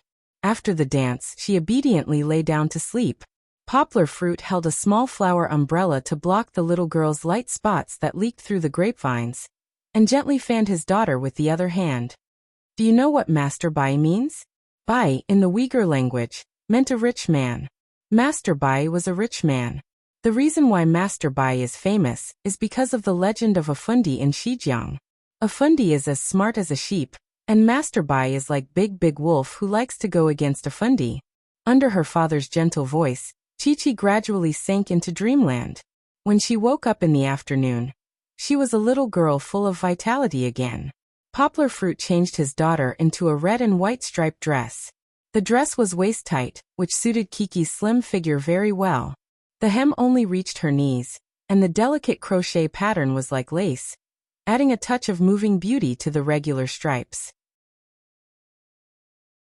The dress was, of course, one of the clothes that Zheng Yujia bought for Kiki. Poplar Fruit and Fong Beibei were not as fashionable as her when it came to dressing up. Before the little girl could appreciate it herself, the photographer handed over a mission card. You read it. Poplar Fruit handed the mission card to his daughter with a smile. Kiki took it graciously and sat down in her father's arms. She pointed at the mission card and read it word by word. Please dress yourself up with grapes to participate in the grape festival in the afternoon. There's a grape festival in the afternoon. Kiki turned around happily and asked, Papa, will there be a lot of grapes to eat? Don't be happy so early. We still have to dress up first. Poplar Fruit smiled and rubbed his daughter's little head. He turned to look at the photographer and asked helplessly, Brother, how should we dress up? Kiki did not think too much. She only thought about eating, but Poplar Fruit was depressed. Dress up with grapes? Can grapes be dressed up? Grapes are not cosmetics. The photographer placed 2 baskets in front of Poplar Fruit. One was Uyghur silk cloth, and the other was a basket of grapes. Hey, don't eat them. Poplar Fruit smiled and stopped his daughter's claws from reaching out to the grapes. He said, These are the jewels and jades that you and your father will use to dress up this afternoon. Chapter 1283. The little girl was full of curiosity towards all new things. She clapped her hands happily and giggled. Okay. Papa, can I dress up super beautifully?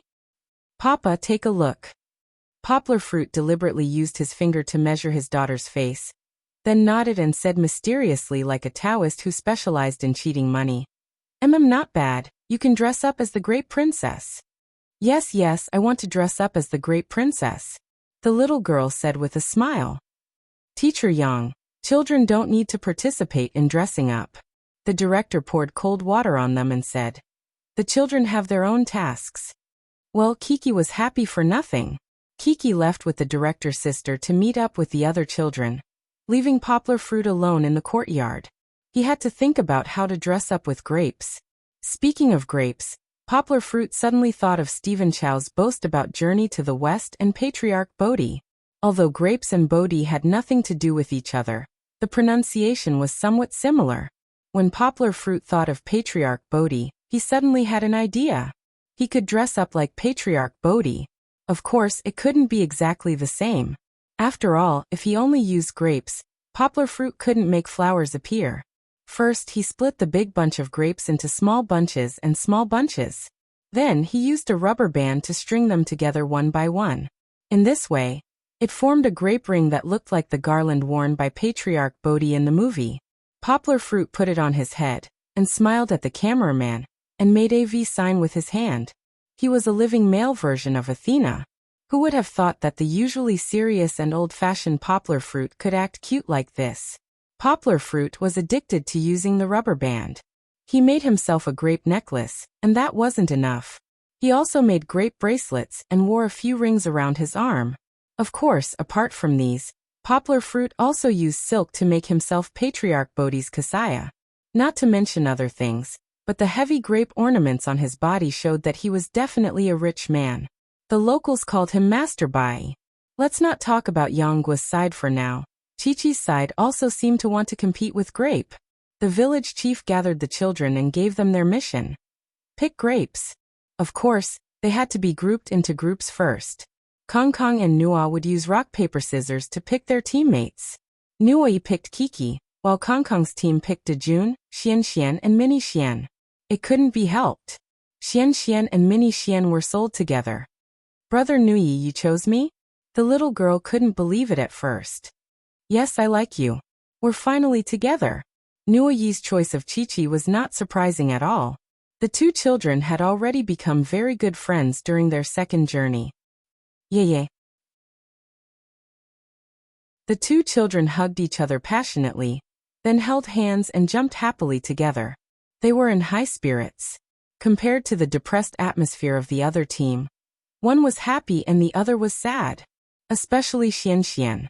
Little chubby Xian with curly hair kept looking at Nui, hoping that he would choose him to join Sister Kiki's team. That way he could be with Sister Kiki. Unfortunately, it was unknown whether it was fate playing a joke on him, or little chubby Xian was punished for falling in love with his beautiful sister during lunch, but Xian was chosen by Kong Kong. But this way, there was a huge difference in the number of people in the two teams. One team had 4 people, while the other only had 2. Why don't Hao come to our team? The little girl was very kind and suggested. No. Hao shook his head. He held his brother's hand and refused to let go. After all, he was still too young. He was only 2 years old and couldn't move independently like Nina. But Kiki's suggestion made Xian's mind active. He said in a childish voice, "My brother doesn't want to go. Why don't I go instead?" The audience couldn't help but burst into laughter at this thought. Xian was indeed a mischievous child. He liked his sister so much that he wanted to abandon his brother. It was unknown if Hao, who was relying on his brother at this moment, understood. If he understood, he would really ask for the size of his psychological trauma. Of course, Xian's suggestion was not feasible. The two teams began to move according to their original plan. They were going to pick grapes. Not only did they have to pick a lot, they had to pick delicious grapes. The vineyard that Nui and Kiki went to was different from Kong Kong's, so the two happy children went to their own vineyard first. The verdant vineyard was different from the one at home. The vines here were denser and not as tall. They could reach out and touch them. It was the harvest season. Looking around, there were heavy green grapes hanging down everywhere. They were big and full. One look and you could tell that they were of high quality. If they could eat grapes at home, they could be sold in the market. However, the children had never seen so many grapes. As soon as he came in, the two children screamed and jumped up in joy. I love it here. Kiki held her hands. The little girl closed her eyes as if she was intoxicated. She said, if I want to eat grapes, I can reach out and eat them. I love it here too. Nui nodded in agreement. He rubbed his hands together and prepared to break the grapes. You have to taste it first to see if it's sweet or not. Kiki remembered the village chief's request and reminded him. She reached out and plucked a grape from the vines. Just as she was about to put it into her mouth, she suddenly remembered something. She blinked and turned to look at the choreographer's sister behind the photographer. She asked, Sister, can I eat it directly? Dad said that the food outside could only be eaten if it was washed clean. In the past, Kiki often helped her dad wash fruits at home. You can eat it directly. The vineyards here don't use pesticides. It's very clean. The choreographer's sister smiled. The little girl ate the grape. Immediately, her big eyes squinted in joy. She smiled like a crescent moon. Is it sweet? Nui asked curiously. I think it's super sweet. Kiki said, still unsatisfied. She plucked 2 more grapes from the previous grape.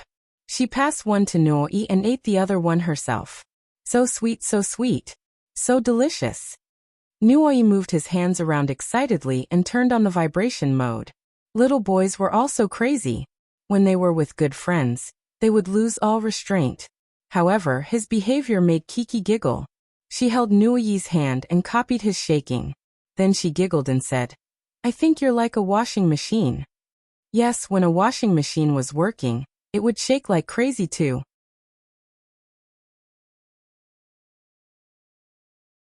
Chapter 1284. Kiki wasn't the only one who was happy to pick grapes with her friends. Nui was happy too. To him, Chi-Chi was the same as Dejun. They were both good friends.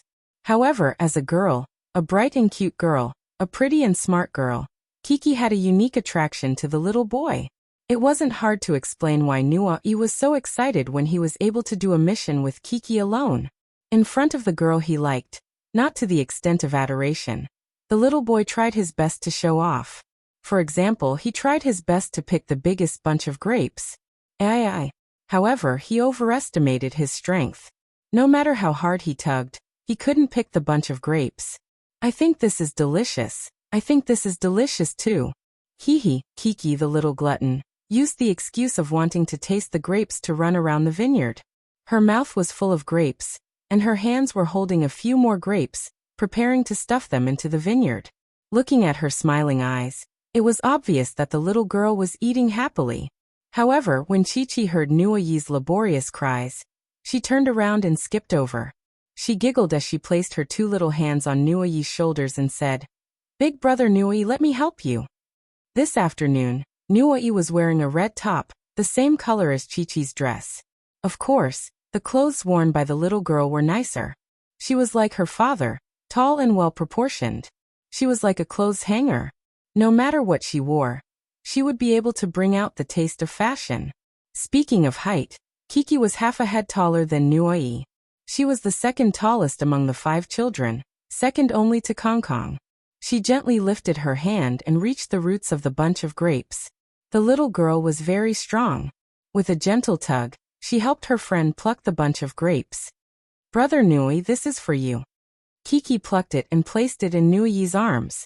Then she told Nui about her discovery. Let's pluck this, okay? I ate it just now. It's super sweet, sweeter than the rest. Kiki, but I can't help you, Nui said with difficulty. He needed 2 hands to hold the big bunch of grapes. It wasn't because they were heavy, but because they were too big. It was very difficult to handle them with 1 hand. It's okay, I can do it alone. Kiki didn't care at all. This bunch was a little high, so she gently tiptoed to pick it off. Then Chi-Chi used her other hand to pluck a bunch of them. However, after picking 2 skewers, Kiki's hands were full. She looked at her friend and spread out her hands. she said regretfully. Well, now I don't have hands to pick grapes. If only I had brought my umbrella with me. That way you can put the grapes in the umbrella and hold a lot of them.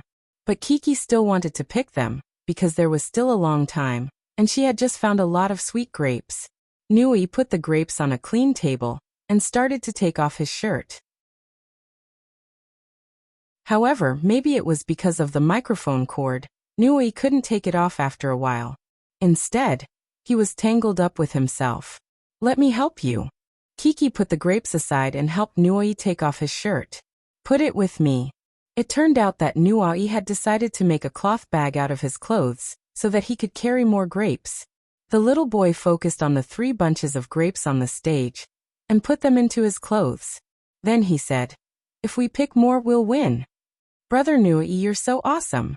Kiki just realized that her friend was so imaginative. The little girl said with admiration. Then I'll continue plucking grapes. There's a lot of delicious food. Kiki happily turned her head and continued to work hard. From afar, in the fragrant vineyard, there was a little girl in a red and white dress working hard. Nui felt that it was enough, so he wrapped it up and stood up with the shirt. However, it was just a small shirt and couldn't hold so many grapes. Once he stood up, a bunch of grapes fell to the ground. The little boy said in annoyance, "Kiki, no, they all fell."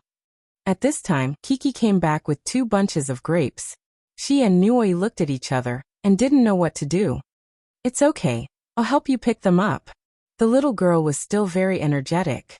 She worked hard to pick up the grapes on the ground and put them on the table with her newly plucked grapes. Now, she had to solve the problem of where to put the grapes. The little girl remembered that when she woke up in the afternoon, the photographer handed over the props. Those grapes were all in a bamboo basket. The little girl had a flash of inspiration and said to Nui, "Brother Nui, I have a good idea. My papa and I live nearby. I'll ask my papa for a basket first, then I'll come back and pick grapes with you." Kiki said happily. "The basket can hold a lot of grapes." "Okay then." Nui nodded. However, before Kiki ran out of the vineyard, the little boy was unwilling to stand there alone. He shouted, "Kiki, wait for me. I want to go too." Nui held the grapes wrapped in clothes and forgot to put them down. He hurried to catch up with Kiki. The 2 children held hands and went to find the basket. In fact, Kiki didn't return to her own home, because Brother Lin Yongjian's home was closer. At the gate of the courtyard, Kiki saw Uncle Lin Yongjian's strange outfit and was attracted to go in. "Please call me Uncle my matey." Uncle my matey, who had become very funny after the disguise, asked for the basket. The 2 children laughed and chased each other back to the orchard. Kiki's slender legs were unusually fast when she ran. In a flash, Nui shouted, "Aya, wait for me, Kiki." The little foodie really wanted to eat grapes, but she also wanted to win. So Kiki put in a lot of effort. One moment she was picking grapes, the next moment she heard Nui's call to help. In a short while the basket was filled with grapes. She was very efficient. However, something happened to Nui again. He actually wanted to put on his shirt, but his clothes were all tangled up, and he couldn't open them no matter how hard he tried. When he saw Chi-Chi coming over, he called out weakly, "Help me." Kiki was of course willing to help, but she misunderstood and thought that Nui wanted her to help pick grapes. In the end, she agreed but left Nui hanging there. The little boy was a little anxious and his temper slowly rose.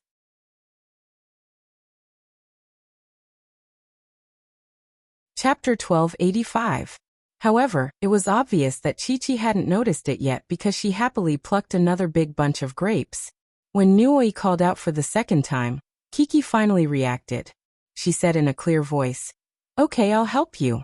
The little girl was very willing to help others. On one hand, it was because she was kind. On the other hand, it felt good to have others rely on her. In terms of intelligence, Kiki was obviously much better than Nui. The little girl quickly found the beginning and end of the clothes and helped Nui turn them over. She handed them over to Nui and waved her hand while giggling. "Then you can wear them."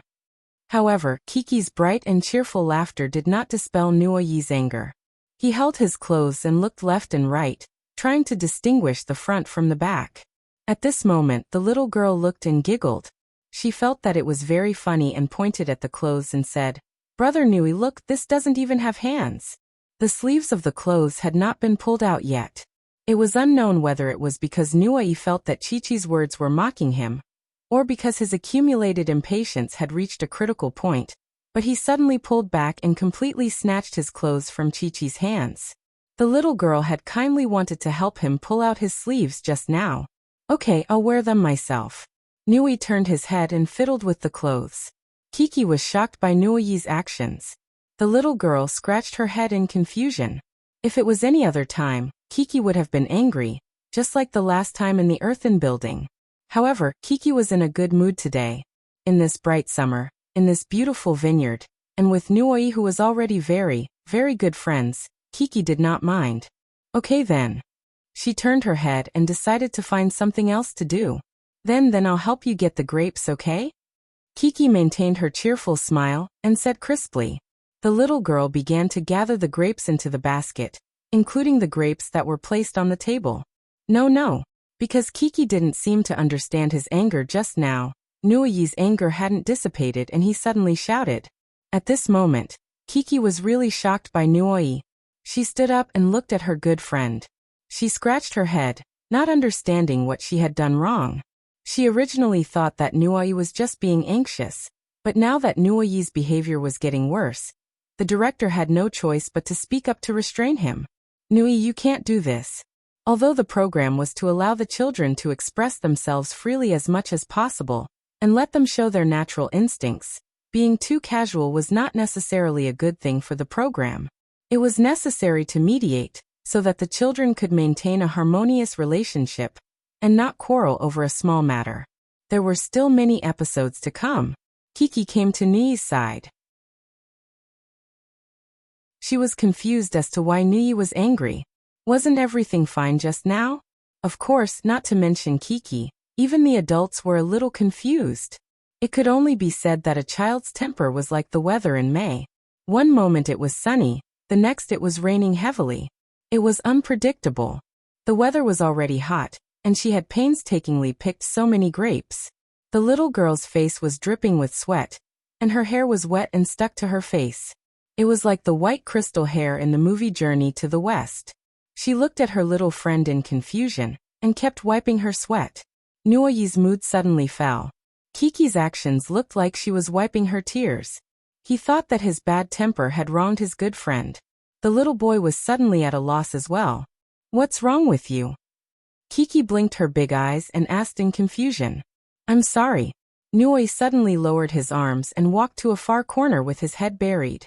He choked as he said, "I want to go somewhere and cry." No one had expected Nui to suddenly act like this. But fortunately, this also showed that the little boy was not deliberately throwing a tantrum. He still sincerely wanted to admit his mistake. Kiki followed. The little girl saw her good friend crying and felt anxious and worried. She bent down and carefully checked on her good friend. All she heard was Nui's sobbing. At first, the little girl was at a loss. She turned around and looked at the choreographer sister. She wanted the choreographer sister's help, but the choreographer sister and the cameraman decided not to follow. They filmed the two children from afar to see how they would deal with this conflict. Nui was crying sadly, but it felt like the thunder was bigger than the rain. Kiki often acted like a spoiled child to gain her father's love, so she quickly sensed it. The little girl asked in confusion, "Are you pretending to cry?" She did not mean to blame him. The little girl felt that it was funny and giggled. "No, sob. Nui was so anxious that he really cried. But no one could tell as he covered his face. I don't want you to be angry." "I'm not angry." Kiki waved her hand and smiled. "You were angry just now." The little girl's logic was very clear. But at this time, she really wanted her good friend to not cry so sadly, because the kind Kiki felt that if he cried, she would also feel very sad. I'm not Nui anymore." Chi-Chi's words made Nui feel even more guilty. He broke down and started to cry. His voice was filled with guilt, and it made people who heard it panic. Of course, this sentence sounded a little funny to the audience. However, Kiki cared more about her good friend's feelings. She squatted down and gently patted Nuoyi's back like how her father usually comforted her. Brother Nuo, don't be sad, okay? I'm not angry. Kiki's voice was soft and pleasant. We are good friends, so we will forgive each other. So don't cry, okay? Are we still good friends? Nuoi was still covering his face. He peeked at Kiki, who was smiling like a flower, and asked pitifully. At this time he was still a little nervous. The reason why he regretted so much and cried so guiltily was because he was worried that he would lose his favorite friend because of this quarrel. Of course. Kiki smiled sweetly. The little girl stretched out her white and tender little hand. Nuoi was stunned for a moment before he handed over one of his hands. Kiki used her strength and gently pulled Nuoi, who was gradually calming down up. She gave him a reassuring hug, then smiled mischievously and skipped away. He's not angry anymore. Kiki ran in front of the director to ask for credit. She returned to her excited and lively state when she was picking grapes. She giggled, danced, and made playful faces.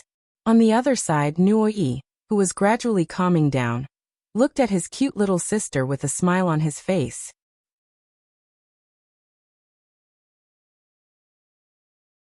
Chapter 1286. Poplar Fruit, who had finished dressing up, was finally ready to go. After tidying up, he confidently walked out of the courtyard. It was impossible to be confident. Poplar Fruit had just taken a step when he shrunk back. He nervously turned to ask the cameraman. The two were already familiar with each other after a few episodes. What do you think? It won't be too shocking, right? What do you think? In ancient times, there were jewelry maniacs who wore gold and silver.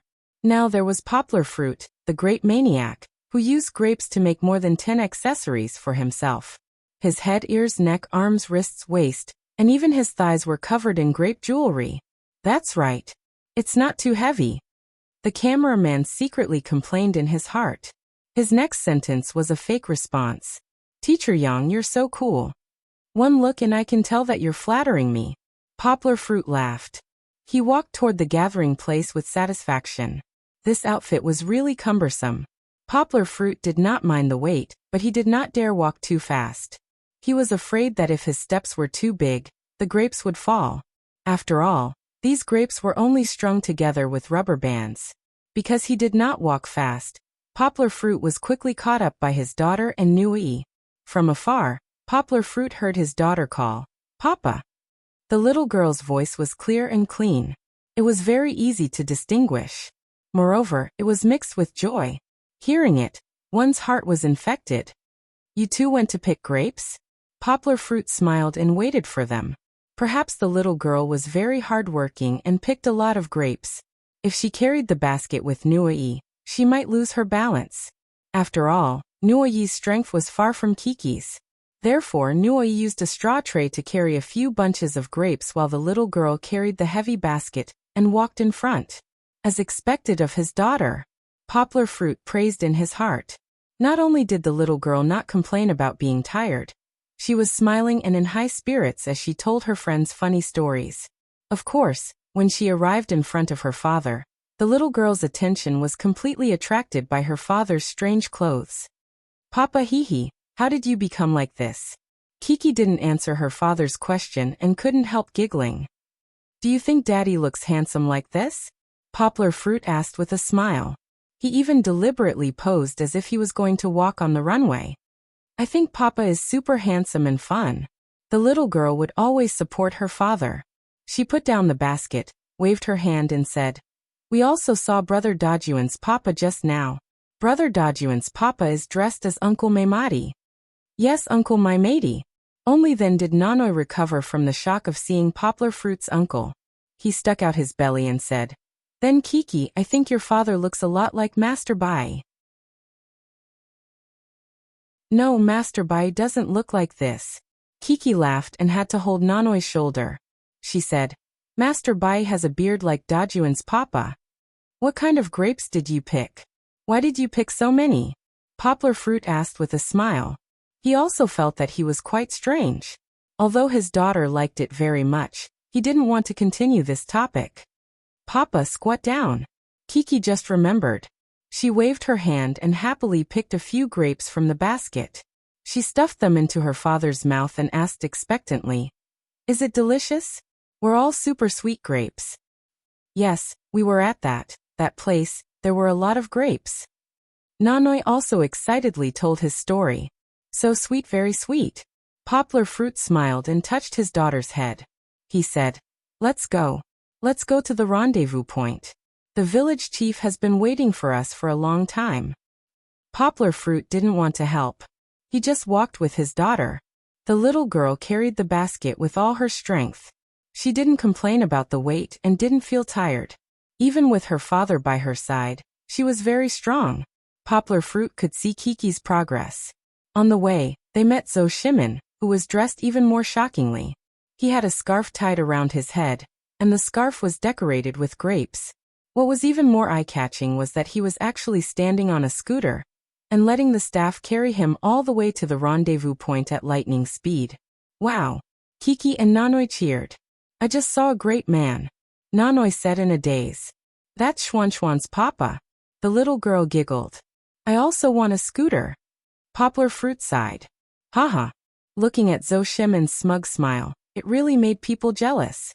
When they were about to reach the rendezvous point, Poplar Fruit and the others met Kong Kong again.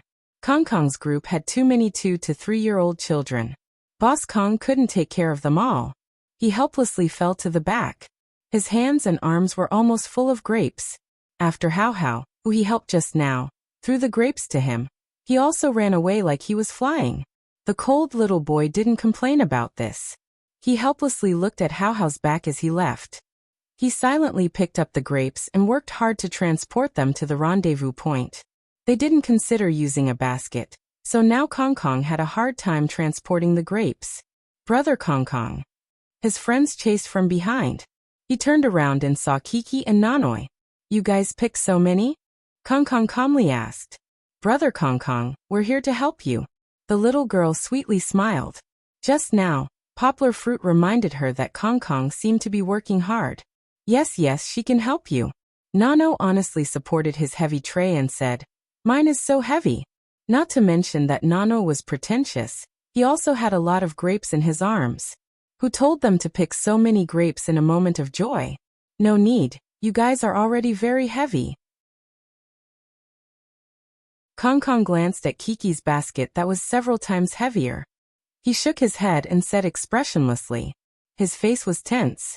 When he turned around and saw his sister running happily over, he was also pleasantly surprised. But now she was shy. Poplar Fruit stood behind with a smile. He didn't say anything and waited to see how his daughter would handle it. "You can do that." Kiki didn't disappoint her father and found a solution. She put down the basket and helped Brother Kong Kong take the grapes that were about to fall out of his hands. She put them into her own basket and said, "Brother Kong Kong, put them in too. Then we'll carry the basket together, okay?" "Kiki, you have to remember that Brother Kong Kongs are a few bunches.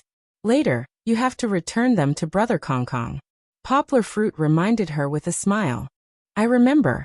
The little girl happily squatted by the basket and said, "Papa, look, Brother Kong Kongs are this. Thank you." Kong Kong was helped, but he could also breathe a sigh of relief. He didn't have to continue to be on tenterhooks about the grapes falling. Kiki and Kong Kong lifted the basket together. Kiki was very strong. Because of Kong Kong's age, the little boy's strength wasn't bad either. They complemented each other perfectly. "No need to thank me. We're good friends, so we have to help each other," Kiki said with a bright smile. That pure and beautiful flower of friendship had bloomed in this beautiful midsummer.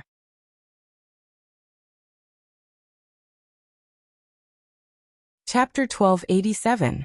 Nuoi and Xianxian's fondness for Kiki was very obvious. However, Nuoi was different from Xianxian. He treated Kiki as a good friend, and was not as possessive as Xianxian. Hence, when Kiki helped Brother Kong Kong, Nuoi was vexed. I'm carrying too much weight. I can't help you." When they arrived at the gathering point, the fathers were all dressed up in all sorts of weird ways. Poplar Fruit thought that he was cool enough, but when he saw Zhou Shimin, Lu Yi and the rest, he smiled and cupped his hands, admitting defeat. Zhou Shimin did not care about his image. Poplar Fruit did not notice earlier, but now he realized that he had stuffed 2 bunches of grapes in front of his chest. He looked like a female version of Michael Jackson. Daddy has Mimi. When Xian saw his father's appearance, he dodged and rushed towards his father, scaring Zhou Shimin so much that he ran away. Don't pinch anymore. If you pinch anymore, it will explode. On the other side, after Kiki helped brother Kong Kong distribute his grapes, she skipped over to her father's side. Daddy, I want to wear it too. I think it's so pretty. She was referring to the grape wreath on Poplar Fruit's head. The little girl had expressed her interest on the way there. Poplar Fruit smiled brightly. He took off the grape wreath and gently placed it on his daughter's head. He smiled and said, "After you put it on, don't jump around. Otherwise it will fall off." Of course, Kiki was also very careful. She did not dare to raise her head, and only tensed her neck nervously. Then she pulled her father's hand and asked, "Daddy, look. Have I become more beautiful?" "Of course, you are the most beautiful." Poplar Fruit used his index finger to scratch his daughter's nose and smiled. The grape picking competition was about to begin. The village chief wanted to judge which team picked the sweetest grapes. In order to prove themselves, the children all went forward and picked their grapes to feed the village chief. What made people not know whether to laugh or cry was still Chi-Chi and Xian. Chi-Chi wanted to eat it herself, so she stuffed it into the village chief's mouth while she ate it herself. Xian, on the other hand, grabbed a handful full of food and kept feeding it to the village chief. The village chief's mouth was stuffed full, and he couldn't stop eating. Although there were 4 people in Kong Kong's team, they didn't manage to pick many grapes. The main reason was that they lacked tools like baskets. Each person could only carry a few grapes, so the capacity of their hands was limited. In the end, Chi-Chi's team won. Kong Kong's score was 3.38 kilograms, while Kiki's score was almost 7 kilograms. Of course, the prize lollipops were shared among the 6 children. Alright, next, we're going to the location of the grape festival. Under the village chief's command, the children and their fathers all walked out of the door. Wow! What is this? Kiki excitedly held her father's hand and asked. There were many motorcycles parked in front of the door. Not to mention the photographers, there were 5 very fashionable scooters that surprised the children. Weren't those Zhou Shimin scooters? It turned out that these scooters were the father's transport to the grape festival. Give the garland to Daddy. Poplar Fruit smiled as he put on a safety helmet for his daughter. Are we going to take this scooter? Kiki looked at her father happily and asked. Yes. Come stand on it. Poplar Fruit sat on the scooter first. The seat of the scooter wasn't big, so it could only fit 1 adult. However, the children's butts weren't big, so they could sit in front of their fathers. They could also stand, but standing wasn't very safe. Hold on tight here. When Daddy drives later, you can't let go, okay? Poplar Fruit smiled as he let his daughter hold on to the headlights. He said gently, because if you hold on tight, Daddy can protect you better. Daddy, I want to ride it too. The little girl looked left and right excitedly. She couldn't wait to become a female rider who drove a beautiful scooter. Not now, you have to wait until you grow up. Poplar Fruit laughed and said. Touching the scooter, Poplar Fruit suddenly recalled some memories. It was more than 10 years ago, when he was still in junior high school. However, because he had to go to the county to study, every Sunday night, his father would drive him to the county to study. Although it was a woman's scooter, although the color of the scooter was extremely red, and although people would look at him strangely when he went to the county, that was Poplar Fruit's best memory. The cool wind blew and dust flew, but his father's broad chest was his warmest support. Just like now, when Kiki sat on the scooter, she was nervously leaning on his chest. Of course, that Mulan had long been sold to some junkyard. After his life was better, his sister also changed his father's scooter, but that memory was forever engraved in Poplar Fruit's mind. Kiki had sat on a scooter before, but it was very rare. But this time, his father's experience awakened Poplar Fruit's memory. He didn't know if it could also leave a strong mark in Kiki's childhood. Wow! It seemed that there was hope. The little girl sat on the scooter, happily shouting nonstop. She was not nervous at all. Instead, she was very excited. Chi-Chi liked the feeling of shuttling back and forth between the natural world, so she liked to take trains and planes. Although this electric scooter wasn't as fast, it didn't confine people to a small space. She could feel the charm of nature intimately. "Daddy, I like it here." Kiki turned her head and said happily. Of course, the little girl was wearing a helmet, so she couldn't turn around no matter how hard she tried. "Daddy also thinks it's fun." Poplar Fruit laughed. He seemed to have found his long-lost childhood. "Daddy, let's buy a scooter like this at home, okay?" Kiki asked. "No_problem." The father and daughter's voices drifted along the winding path between the green trees, as if the drones flying in the air could hear them. When they arrived at the ancient city where the grape festival was held, it was like coming to Disneyland in Xinjiang. Although there weren't all kinds of fun animated characters to welcome them, the antique castle was still a feast for the children's eyes. They walked through the garden, walked up the stairs, and stepped on the wide platform of the castle. From afar they could hear beautiful music. After they came up, they saw a huge group of singing and dancing people welcoming them. Enthusiastic Uyghur girls carried baskets of sweet melons and fruits, while countless beauties in splendid attire danced gracefully in the large square and on the higher floors of the castle. Other than beauties, there were also handsome men. Groups of Uyghur youths also danced to the rhythm of the music and danced in unison. It was so wonderful that it was too much for the eyes to take in. They really didn't even have time to eat.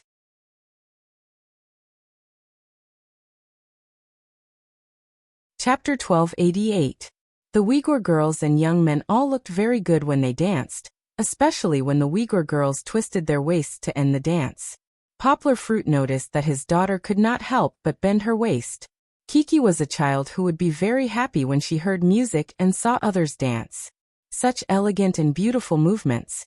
If not for the fact that she was a little shy, mainly because there were too many people she did not know, she would have danced with her sisters. Poplar Fruit looked down at his daughter and smiled. Kiki also seemed to have sensed it. She turned her head and saw that her father had noticed her. The little girl blushed shyly. Poplar Fruit grinned and gave his daughter a thumbs up. Kiki hugged her father and giggled. However, the welcoming ceremony was not over yet. The village chief began to ask the fathers and children to go up and show off their talents to the Uyghur friends. The first to go up was Hero Hujun, who had been pushed out by Lu Yi. He did not have stage fright and openly danced a figure-8 dance. He even waved a grape headgear around. The audience felt as if they were watching a strange wizard performing a dance. Lu Yi did not want to be outdone. He also ran up and danced a duck dance. At this moment, the enthusiasm of the scene had been ignited. The fathers who used grapes to dress themselves up weirdly went up to perform their messy dances. Even Poplar Fruit pulled Zhou Shimin up, and the two of them danced a few steps. 0 points for the posture, full points for the expression. Who asked Zhou Shimin to dress up as a woman to perform so ecstatically? The children also joined in one after another, and Chi-Chi had a lot of fun after blending in. Due to her excitement, her dancing was also very messy. She mixed up all kinds of square dances and folk dances together, and her demeanor as a little lady was completely lost. Haha. Poplar Fruit and the other fathers pointed at their children and laughed heartily. Such a joyous atmosphere was what they wanted when making a program. All right, after sorting out their emotions and removing the cumbersome grape decorations, the fathers and children gathered again and prepared to begin the afternoon's game segment for the grape festival. What game should they play? The fathers looked at the village chief in anticipation.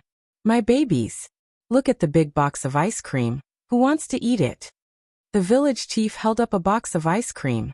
Instantly, the 6 children raised their heads and looked over. Their 12 eyes were as bright as torchlights in the dark as they stared straight at the prize in the village chief's hand. He didn't need to ask to know the answer. Good. Now the 5 dads, please stick your heads into that hole. Show me your head. The village chief pointed at a long table with red grapes on it. Poochie. Just now, the fathers were still wondering what this table was for. They didn't expect it to be like this. Then, the babies have to throw the grapes into their fathers' mouths. Whoever can throw the grapes into their fathers' mouths first will get to eat the ice cream. The village had finally finished the rules of the game. So that's how it was. This game was quite interesting. When the fathers popped their heads out of the holes, they realized that they were still about a meter away from their children. Throwing such a big grape into his father's mouth from so far away was not a small challenge. The village head shouted for the game to begin. There were still some children who were confused and didn't know how to play. Among them was Kiki. Kiki, come take a grape and throw it to your father. Poplar Fruit opened his mouth wide and explained to his daughter. Kiki's eyes lit up. She seemed to understand. The little girl stood on the small bench opposite them. Her white and tender little hand picked a grape and threw it over. Whoosh!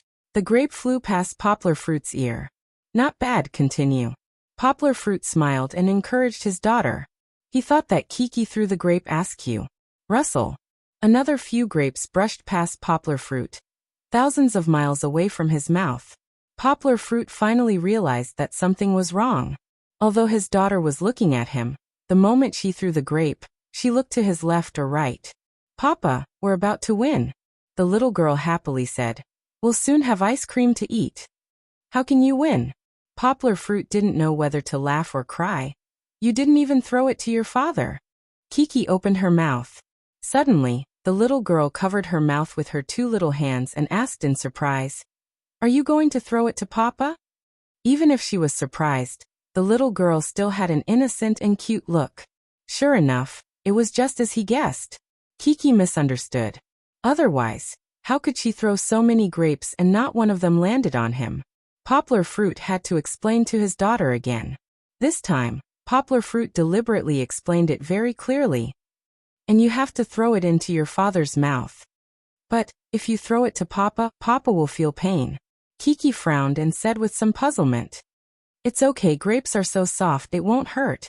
Poplar Fruit said with a smile. I understand. Kiki's desire to fight rose.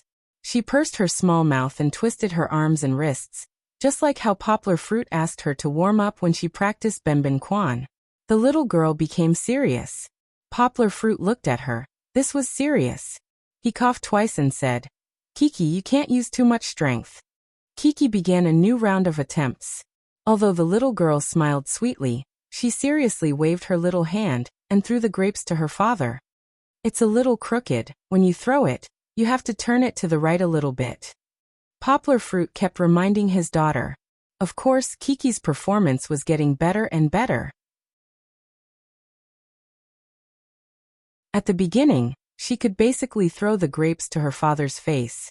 Ouch! Poplar Fruit smiled. Just now, his daughter almost threw it into his mouth, and it just happened to hit Poplar Fruit's nose. Ouch! Hearing her father's cry, Kiki also cried out in pain as if she had felt it herself. She looked at her father nervously and asked with heartache, Papa, does it hurt? It's fine, let's continue. Poplar Fruit said with a smile. He looked at the few fathers beside him.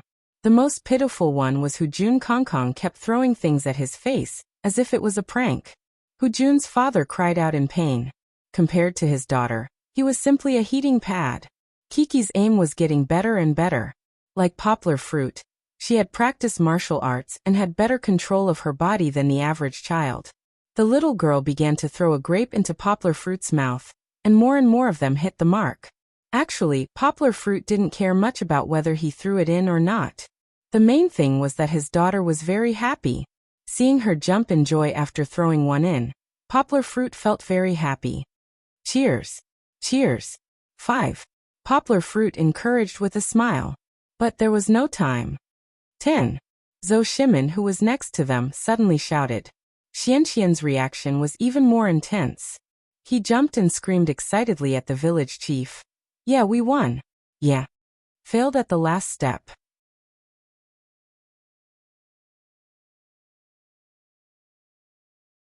Chapter 1289. Lin Yongjian was the most pitiful one. He and Dejun cooperated very well this time. They had already eaten 9 grapes, but they couldn't eat the last one no matter how hard they tried. In the end, they lost the competition. Kiki felt a little regretful. She had just found the feeling. The game ended. It's okay, we'll win the next round. Poplar Fruit smiled, rubbed his daughter's head and said, You're already very good. I think I like this game very much. Kiki took her father's hand and said happily, and I can throw it very accurately. Of course you can throw it into the hollow. You're definitely a sharpshooter. Poplar Fruit gave his daughter a thumbs up. At this time, Xian began to open his prize. Hao and Dejun also went over to look. This ice cream was very attractive to children. Xian. Hey. Zhou Shimin stopped Xian who was about to eat. On one hand, he wanted him to share first. On the other hand, Zhou Shimin winked at his son and said, First give that. That who? Of course it was Xian's favorite sister, Kiki. Xian understood. He scooped a spoonful of ice cream and put it in front of Kiki's mouth. Kiki happily ate it and then softly said, Thank you. Little chubby Xian calmly turned his head and walked back, but it was obvious that he was happy. As if encouraged, Xian loudly continued to distribute the ice cream to his friends. After eating a little ice cream, Kiki was satisfied. However, she still couldn't forget the game just now. Kong wobbled and crawled under the table. She stuck her head out of the hole and experienced what her father had experienced earlier. Kiki saw it and happily ran over. She stood on the small bench and smiled sweetly at Kong. Brother Kong, I'll play with you, okay? You throw it. Chairman Kong said as if his words were gold. Open your mouth. The little girl pinched a grape and looked at it. She smiled happily. Kong's mouth was wide open, but her eyes were fixed on Kiki. Her sister's smile was very beautiful. This time, Kiki got the hang of it after throwing it twice and successfully threw it into big brother Kong's mouth. The siblings looked at each other and smiled knowingly. The girl giggled brightly while the boy smiled faintly. This scene was as beautiful as a painting. The second round of the competition was more complicated. First, the dads had to stand on the ice and scramble to finish the bunch of grapes in their hands. Standing on the ice, even Poplar Fruit sucked in a breath of cold air. It's so cold. Most importantly, it was the difference in temperature. It was midsummer in Turpan. Just a moment ago, they were standing on the hot floor. Now they were stepping on a block of ice that was emitting cold air. Only those who had experienced it personally could understand this feeling. Papa, you can do it. Kiki didn't know what to do.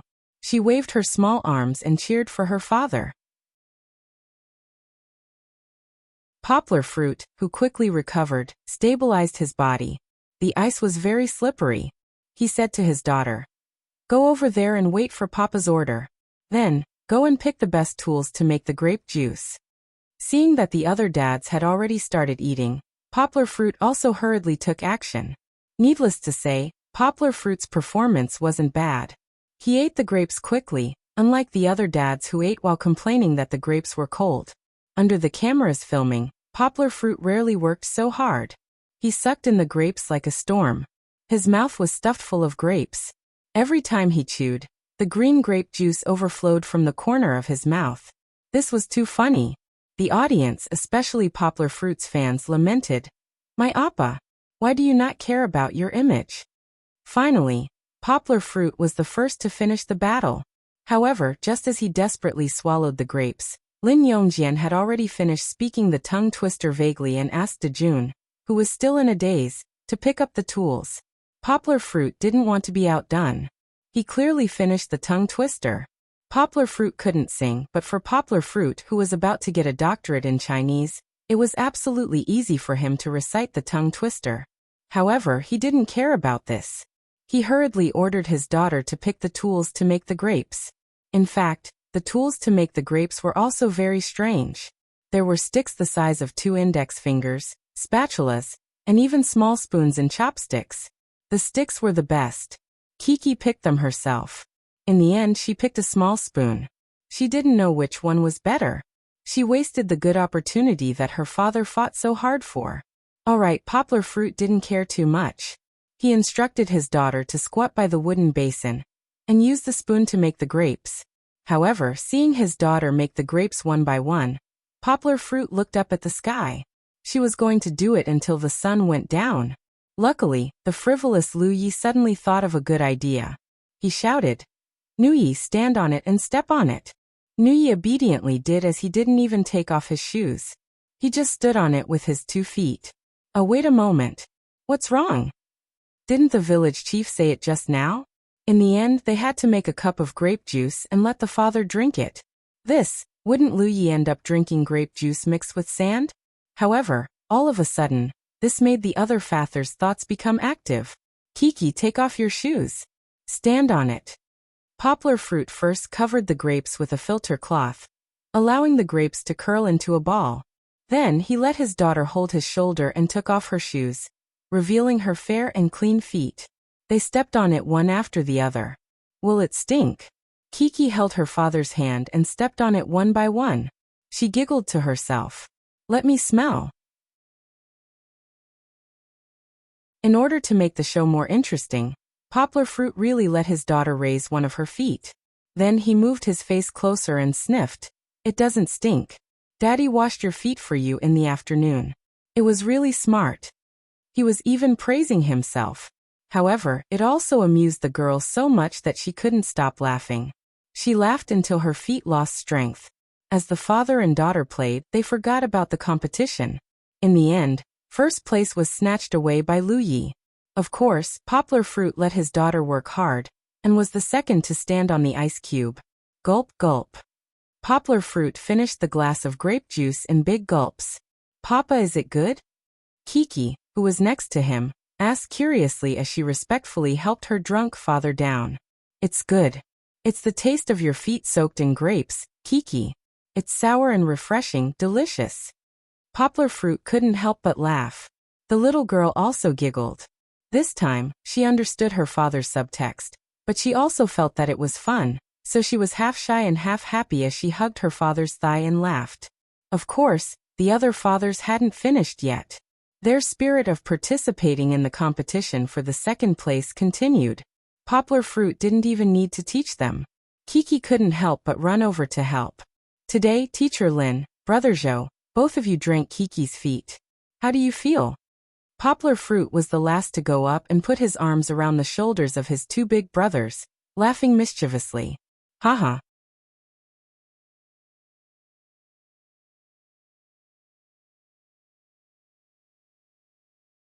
Chapter 1290. Having lost the competition once again, Kiki felt a little regretful. That was because it was just a hair's breadth away. If she had worked harder, she could have gotten first place. However, luckily, the little girl's participation and enthusiasm to help her friends lessened her regret. Poplar Fruit also comforted his daughter. It's fine. In the next round, let's strive to get first place and win the ice cream. Kiki nodded. She licked the ice cream that Nui had given her and said to her father, I really like to eat ice cream. The third round of the game was to eat grapes while blindfolded. This was not shown in the program, but it was indeed there. The rules were that the children had to be blindfolded. Under the instructions of their fathers, they had to fumble around and eat the hidden red grapes in a bunch of hanging green grapes. Of course, the fathers also had a task. They had to bend down and raise their heads to eat a bunch of grapes that were about the same height as the grapes that their children were eating. Bend down in a standard posture. Your hands cannot touch the ground. Otherwise, you will be punished by us Uyghur ladies. The village chief pointed at a Uyghur beauty holding a water gun and chuckled. It's fine, it's fine. Poplar Fruit smiled and said to his daughter, This is what your dad is good at. He did a demonstration. He pushed his legs on the ground and bent his body backwards. As he bent, he actually formed an inverted U shape and used his hands to grab onto his thighs. Holy shit! The audience expressed their confusion. Was this the flexibility a human should have? Let's not talk about a normal person leaning backwards. Even if they had to bend their head forward, lean against their knees, and hug their ankles with their hands, this was already a huge challenge. Out of 100 people, probably not many could do this. Poplar Fruit was actually able to flip upside down. Wouldn't his waist break? Everyone was scared witless. Lu Yi even screamed like a little girl. Of course, it wasn't that no one could do this. Some top dancers could do it, but these people were very rare. Furthermore, they were mostly girls. Their bodies were already as soft as a snake. Poplar Fruit had exceeded everyone's imagination. We have to win this time. Kiki raised her little arms happily and threw herself into her father's arms. Poplar Fruit gave her a lot of confidence. After wrapping the cloth around the little girl's eyes, Kiki reached out to hold her father's hand. Then she stuck out her little tongue and said happily, "Papa, I can't see." "It's okay if you can't see. Daddy will be your eyes." Poplar Fruit pinched his daughter's little nose with a smile and said, "Later, Dad will tell you where to go and how far to go. You just follow Dad's instructions, okay?" "Okay." Kiki nodded obediently. That was what he said, but it wasn't easy at all to do it. The blindfolded little girl was like a lost deer. After leaving her father's hand, she couldn't find her way. Left, no turn right, yes go 2 steps, no 5 steps. In fact, Poplar Fruit wasn't the only one who was as busy as ants on a hot pan.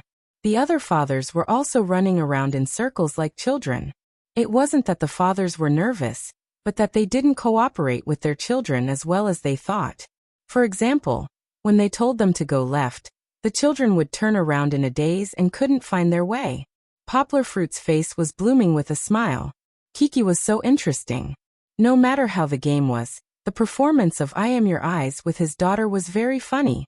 When Yanghua told her to take 2 steps, the little girl hesitated and took 2 very small steps, unable to let go. Then, when Yanghua got used to her daughter's pace and told her to take 5 steps, the little girl walked and walked and walked, and the steps became bigger again. It was uncoordinated, but it was very funny. Poplar Fruit was so happy that he patted his thigh and forgot to give his daughter instructions. Clang! Yanghua turned pale with fright and hurriedly rushed forward. Just now, when Poplar Fruit turned his head, Kiki bumped into the wooden pillar in a daze. If it was just a light bump, Poplar Fruit wouldn't be so anxious, but from the sound, it was obvious that it wasn't a light bump. Woo! Poplar Fruit caught his daughter, and didn't let her fall to the ground, but the little girl was already panicking. After being hugged by her father, the little girl began to cry. "How are you? Are you okay?" The other fathers asked with concern. "I'm fine. It's a little red." Poplar Fruit gently lifted his daughter's bangs to take a look. It was indeed a little red, but fortunately, the skin wasn't broken. Poplar Fruit smiled and said to the other fathers, "You guys continue." Looking at Kiki's crying state, he knew that the father and daughter could not participate in this competition. In order not to interfere with the other children's competition, he carried his daughter to the back and looked for the program's doctor. He didn't think that his daughter was so delicate that everyone had to stop to serve her just because she fell and bumped. In the past, when Poplar Fruit was in the countryside, the children were raised freely and ran around without shoes. When they fell, they patted the soil and stood up by themselves. How could they be like the children in the city now? All of them were the pearls of their families. Their parents couldn't bear to scold them, and they didn't want the teachers to discipline their children. How could they be successful if they were spoiled? It's okay. Don't cry." Poplar Fruit smiled and coaxed his daughter, saying, "It's just a bump. Our Kiki is the strongest. Don't cry. Kiki's crying gradually stopped. She was in her father's arms and pursed her lips, but her little hands were still hugging her father's neck. "Does it still hurt?" Poplar Fruit gently touched his daughter's forehead. This red and swollen area was sprayed with some medicine. He said apologetically, "It's Dad's fault. I didn't take good care of you. It still hurts a little." The little girl's mood calmed down a little. She leaned close to her father's ear and said softly, just now, it was so scary. I couldn't see. And then I bumped into it." Chi-Chi's voice was faint, and there was a hint of lingering fear in it. Poplar Fruit suddenly realized. He smiled and held his daughter's little hand in his big hand and asked, "So Kiki cried just now, not because of the pain, right?" Kiki pursed her lips and nodded. She thought about how she felt just now. She felt wronged and scared, and wanted to cry. "It's okay. After we bumped into it once, we'll know in the future." Poplar Fruit gently smiled. His right hand was still brushing his daughter's bangs, while his left hand helped the weeping girl wipe her tears. "Get out of the way." Suddenly, Kong Kang's cold voice came from outside the crowd. Poplar Fruit, who was sitting in the photography group's gathering place to comfort his daughter, raised his head and saw Kong Kong walking over from the crowd. When the little boy came closer, he didn't have that cold and indifferent look from before. Instead, He looked a little nervous.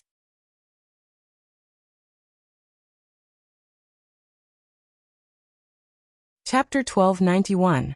Kong Kong won the third round of the competition. He got the ice cream from the village chief, but he didn't open it immediately. Instead, he walked straight to where Kiki and her father were. Kong Kong didn't forget that when he pulled down the cloth covering his eyes, he saw Kiki in her father's arms. His sister's forehead was red and swollen, and she was crying like a kitten. Her pitiful appearance was heartbreaking. Later on, Kong Kong would occasionally pay attention to his sister who was surrounded by the crowd. Although Chi-Chi stopped crying later on, Kong Kong was still a little worried. As a result, Kong Kong didn't look very happy when her father won. Poplar Fruit looked up and saw Kong Kong walking in. He smiled and nudged his daughter, saying, "Kiki, look, brother Kong Kong is here to visit you." Kong Kong saw his sister turn around. Her cheeks were wet, and her eyes were red. She looked so pitiful. His cold aura disappeared, and was replaced by a nervous pout. "Put this on your head and chill it."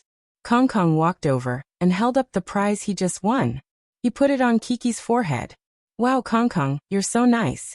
You put ice cream on Kiki's wound." Poplar Fruit praised with a smile. "Uncle thinks you're great." Kiki was still in a daze. However, the coldness that came from his forehead did lessen the initial pain by quite a bit. "Here, I'll hold it. You eat it." Poplar Fruit helped Kong Kong hold the ice cream on Kiki's forehead. Kong Kong quickly removed the plastic packaging on the wooden spoon, and opened the ice cream. He dug out a piece and fed it to Kiki.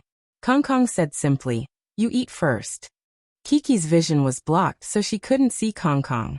She opened her mouth and took a sip of the ice cream. The cold ice cream was sweet, and it was as if the sweetness had reached her heart. "Thank you, brother Kong Kong." Kiki's voice was soft. She didn't choke up anymore, and her voice became clear and pleasant. "You eat too." Poplar Fruit did not finish his sentence. Kong Kong then turned the wooden spoon around, and used her small head to scoop a spoonful for herself. Next, his movements were very nimble. He flipped the bowl again and took a spoonful from Big Head to feed Kiki. Poplar Fruit was dumbfounded. It was hard to believe that such a young child could be so meticulous. He didn't know if it was because the ice pack had alleviated the pain, or because she had forgotten the pain after eating the ice cream, but the little girl was in a good mood again. Seeing his daughter bouncing back to the square with big brother Kong Kong to play, Yongguo's lips curled up. He suddenly felt a little emotional about these children's youthful innocence and cuteness. Kong Kong is awesome. Poplar Fruit did not follow them. He was interviewed by the director in front of the camera. He smiled and gave a thumbs up, saying, "Did you notice that Kong Kong used one side of the spoon to feed Kiki, and then ate himself with the other side of the spoon? Very attentive and considerate." Poplar Fruit praised. "He's only 6 years old. This is amazing." Poplar Fruit liked Kong Kong's character so much because he was the same type of person as Kong Kong. Both of them are Scorpios. Poplar Fruit was the same. He was also very attentive and considerate to the person he liked. In his opinion, a real good man should be like Kong Kong. Dinner was very sumptuous, and everyone ate happily. However, Kiki was a little special. She didn't eat mutton, so she didn't have many choices. "Do you want to try the mutton skewers?" Poplar Fruit smiled and put the mutton skewers in front of the little girl's nose, but Kiki shook her head firmly. "Okay, I won't eat it." Poplar Fruit didn't care.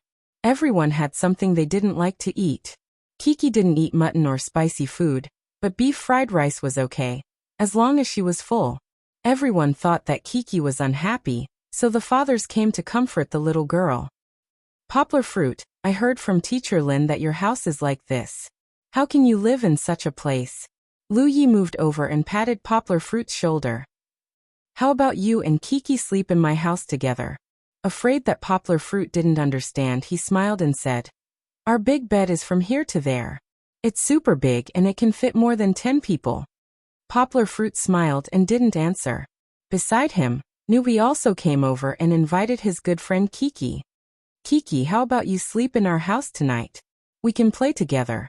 Poplar Fruit lowered his head to see how his daughter would answer. "No, I want to be with Daddy tonight." Kiki giggled. "Let's play together tomorrow after we wake up, okay?" No, Kiki, listen to Uncle. Your house is too shabby. At night, the wind will blow and it will be very cold. Uncle's house is very big. You can do somersaults on the bed. Lu Yi personally explained. You can come over with your father. Kiki subconsciously looked at her father, wanting him to make a decision. Do you want to go? Poplar Fruit asked with a smile. Poplar Fruit was actually thinking about whether to go or not. After all, Kiki was a girl. Poplar Fruit couldn't bear to let his daughter endure such a harsh environment. But he hoped that his daughter would be with him and not run away after being invited by her friends. Under such complicated thoughts, Poplar Fruit decided to let his daughter make the decision. I don't really want to go. Kiki pulled her father's hand, raised her head and waved. I want to stay in our tree house and watch the stars. The little girl's face was full of anticipation, as if she could see a fairy tale fairyland in front of her. Poplar Fruit laughed. He looked at Lu Yi and said, Then let's call it a night. Poplar Fruit was actually bursting with joy, and was even a little smug. He was extremely satisfied with his daughter's performance. Only now did he realize that even if the environment was difficult, he still hoped that his daughter would stay and spend it with him. Nono was not discouraged. He turned around and went to look for Brother Kong Kong. However, Brother Kong Kong also rejected his invitation. Brother Nono, let's play together tomorrow, okay? Kiki saw that her good friend was repeatedly rejected, and was a little depressed. She went up to him and said, We can play together in the morning again. All right then. I want to see Princess Iron Fan tomorrow. Nono said. I want to see her too. Kiki nodded happily and said, I haven't seen Princess Iron Fan yet. She's very beautiful. She said she wants to be good friends with me, but I'm embarrassed. Do you think she's beautiful or I'm beautiful? Do you think she's beautiful or I'm beautiful? Hey, look. Isn't that a bird? What a high EQ young man. He actually knows how to change the topic.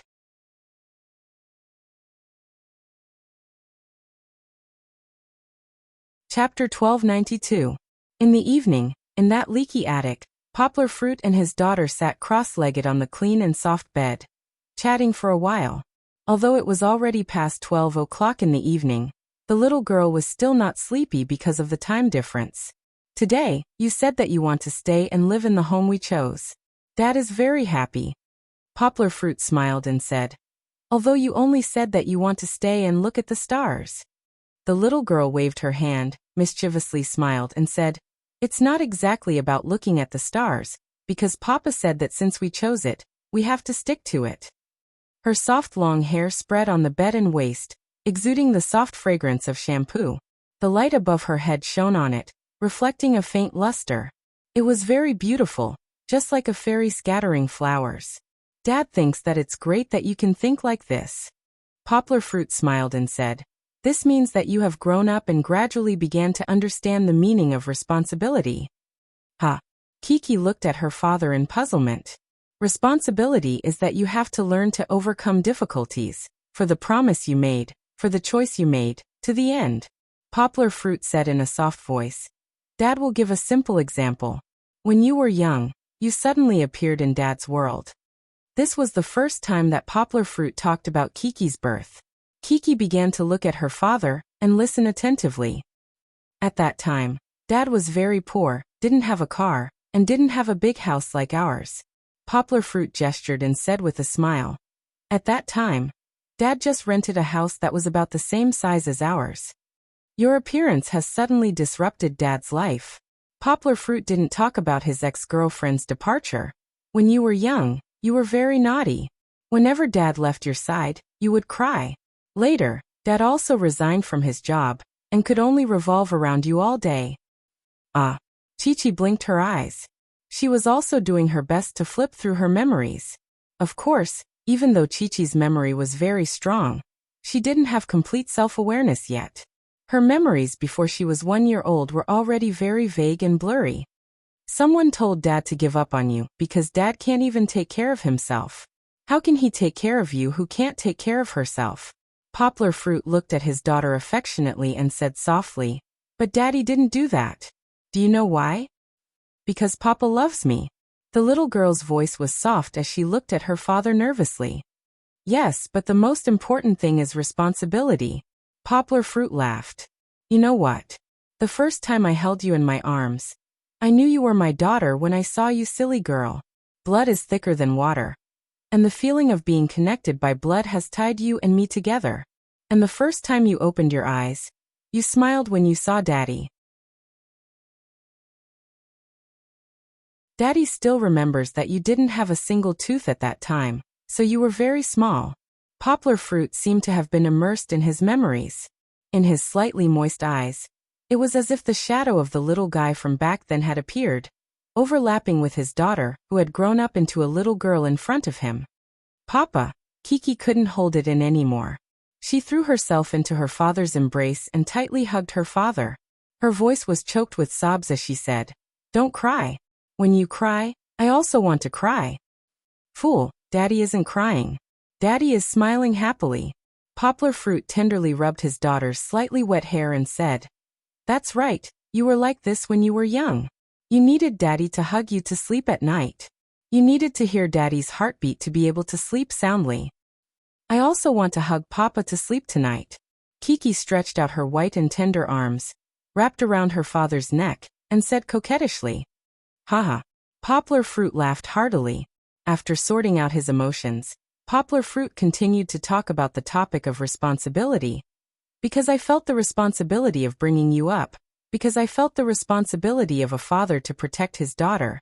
Daddy ignored the objections of many people and kept you here, and then took care of you until now." "What about in the future?" Kiki asked somewhat apprehensively. "In the future? Of course, in the future, it will continue. Daddy will always be your guardian angel, and will love you for a lifetime." Poplar Fruit smiled. "Papa, I suddenly feel so happy." Kiki continued to change the topic. She giggled, hugged her father, and buried her head in his embrace. "I'm also happy, because I have such an obedient daughter like you." Poplar Fruit also hugged his daughter and laughed. That's because I have a papa who loves me so much." Kiki raised her head, imitated her father, and then giggled. "Do you want to go see the stars?" Poplar Fruit asked with a smile. "Let's go outside and look. The vines here are blocking the view, so we can't see clearly." Okay. The little girl was reluctant to get down from her father's arms and softly said, "I want Daddy to hug me." Yonghua suddenly smiled craftily and stood up. Her two hands quickly moved behind her back and spun the little girl 360 degrees up, down, left, and right as if she was performing acrobatics. Then, Chi-Chi suddenly appeared on her father's back amidst a series of screams. "It's going to fall." The little girl giggled, tightly hugged her father's neck, and leaned on her father's back. In fact, she was not afraid at all. In her father's palm, the little girl only felt safe. Moreover, she actually had a little dark attribute that liked excitement. "It won't fall, Daddy is holding you." Poplar Fruit put his arms behind his back, dragged the little girl's butt, and calmly walked outside. The wind outside was a little stronger, but when they looked up, they saw a bright starry sky. Grape Ditch was more than 10 kilometers away from Turpan City. It was not far, but it was not close either. After all, they had to go through the long and desolate Gobi Desert to reach this oasis. Therefore, this place was not polluted by the city lights, and the starry sky was as beautiful as the overturned Milky Way. So beautiful. Kiki was on her father's back, sticking to her father's thick and warm back. She did not feel cold at all. She looked up at the beautiful starry sky, and there was a little infatuation in her eyes. Poplar Fruit was also full of emotions. The last time he saw the starry sky in the Yellow Plateau, it was not so pure and clean. Too beautiful. It was so beautiful that Poplar Fruit wanted to sing. "I'll accompany you to watch the pop rain, falling on earth." Yonghua couldn't help but hum softly. This was the theme song of an idol drama that was popular throughout the country when Yonghua was in junior high school. It was the most beautiful memory of her generation. Woo woo. Unfortunately, just as he started to sing, his mouth was covered by a soft little hand, and the little girl said angrily, Daddy, don't sing. Don't you know how bad your singing is?" Haha, that you're tuning in to the Li Mei's Wuxia Whispers YouTube channel. We're so grateful for your support, and don't forget to subscribe to join us on this incredible journey through captivating stories. Your generosity through donations truly makes a world of difference, as it's the primary source of revenue that allows me to expand and enhance this channel for you. Thank you from the bottom of my heart for being a part of this adventure.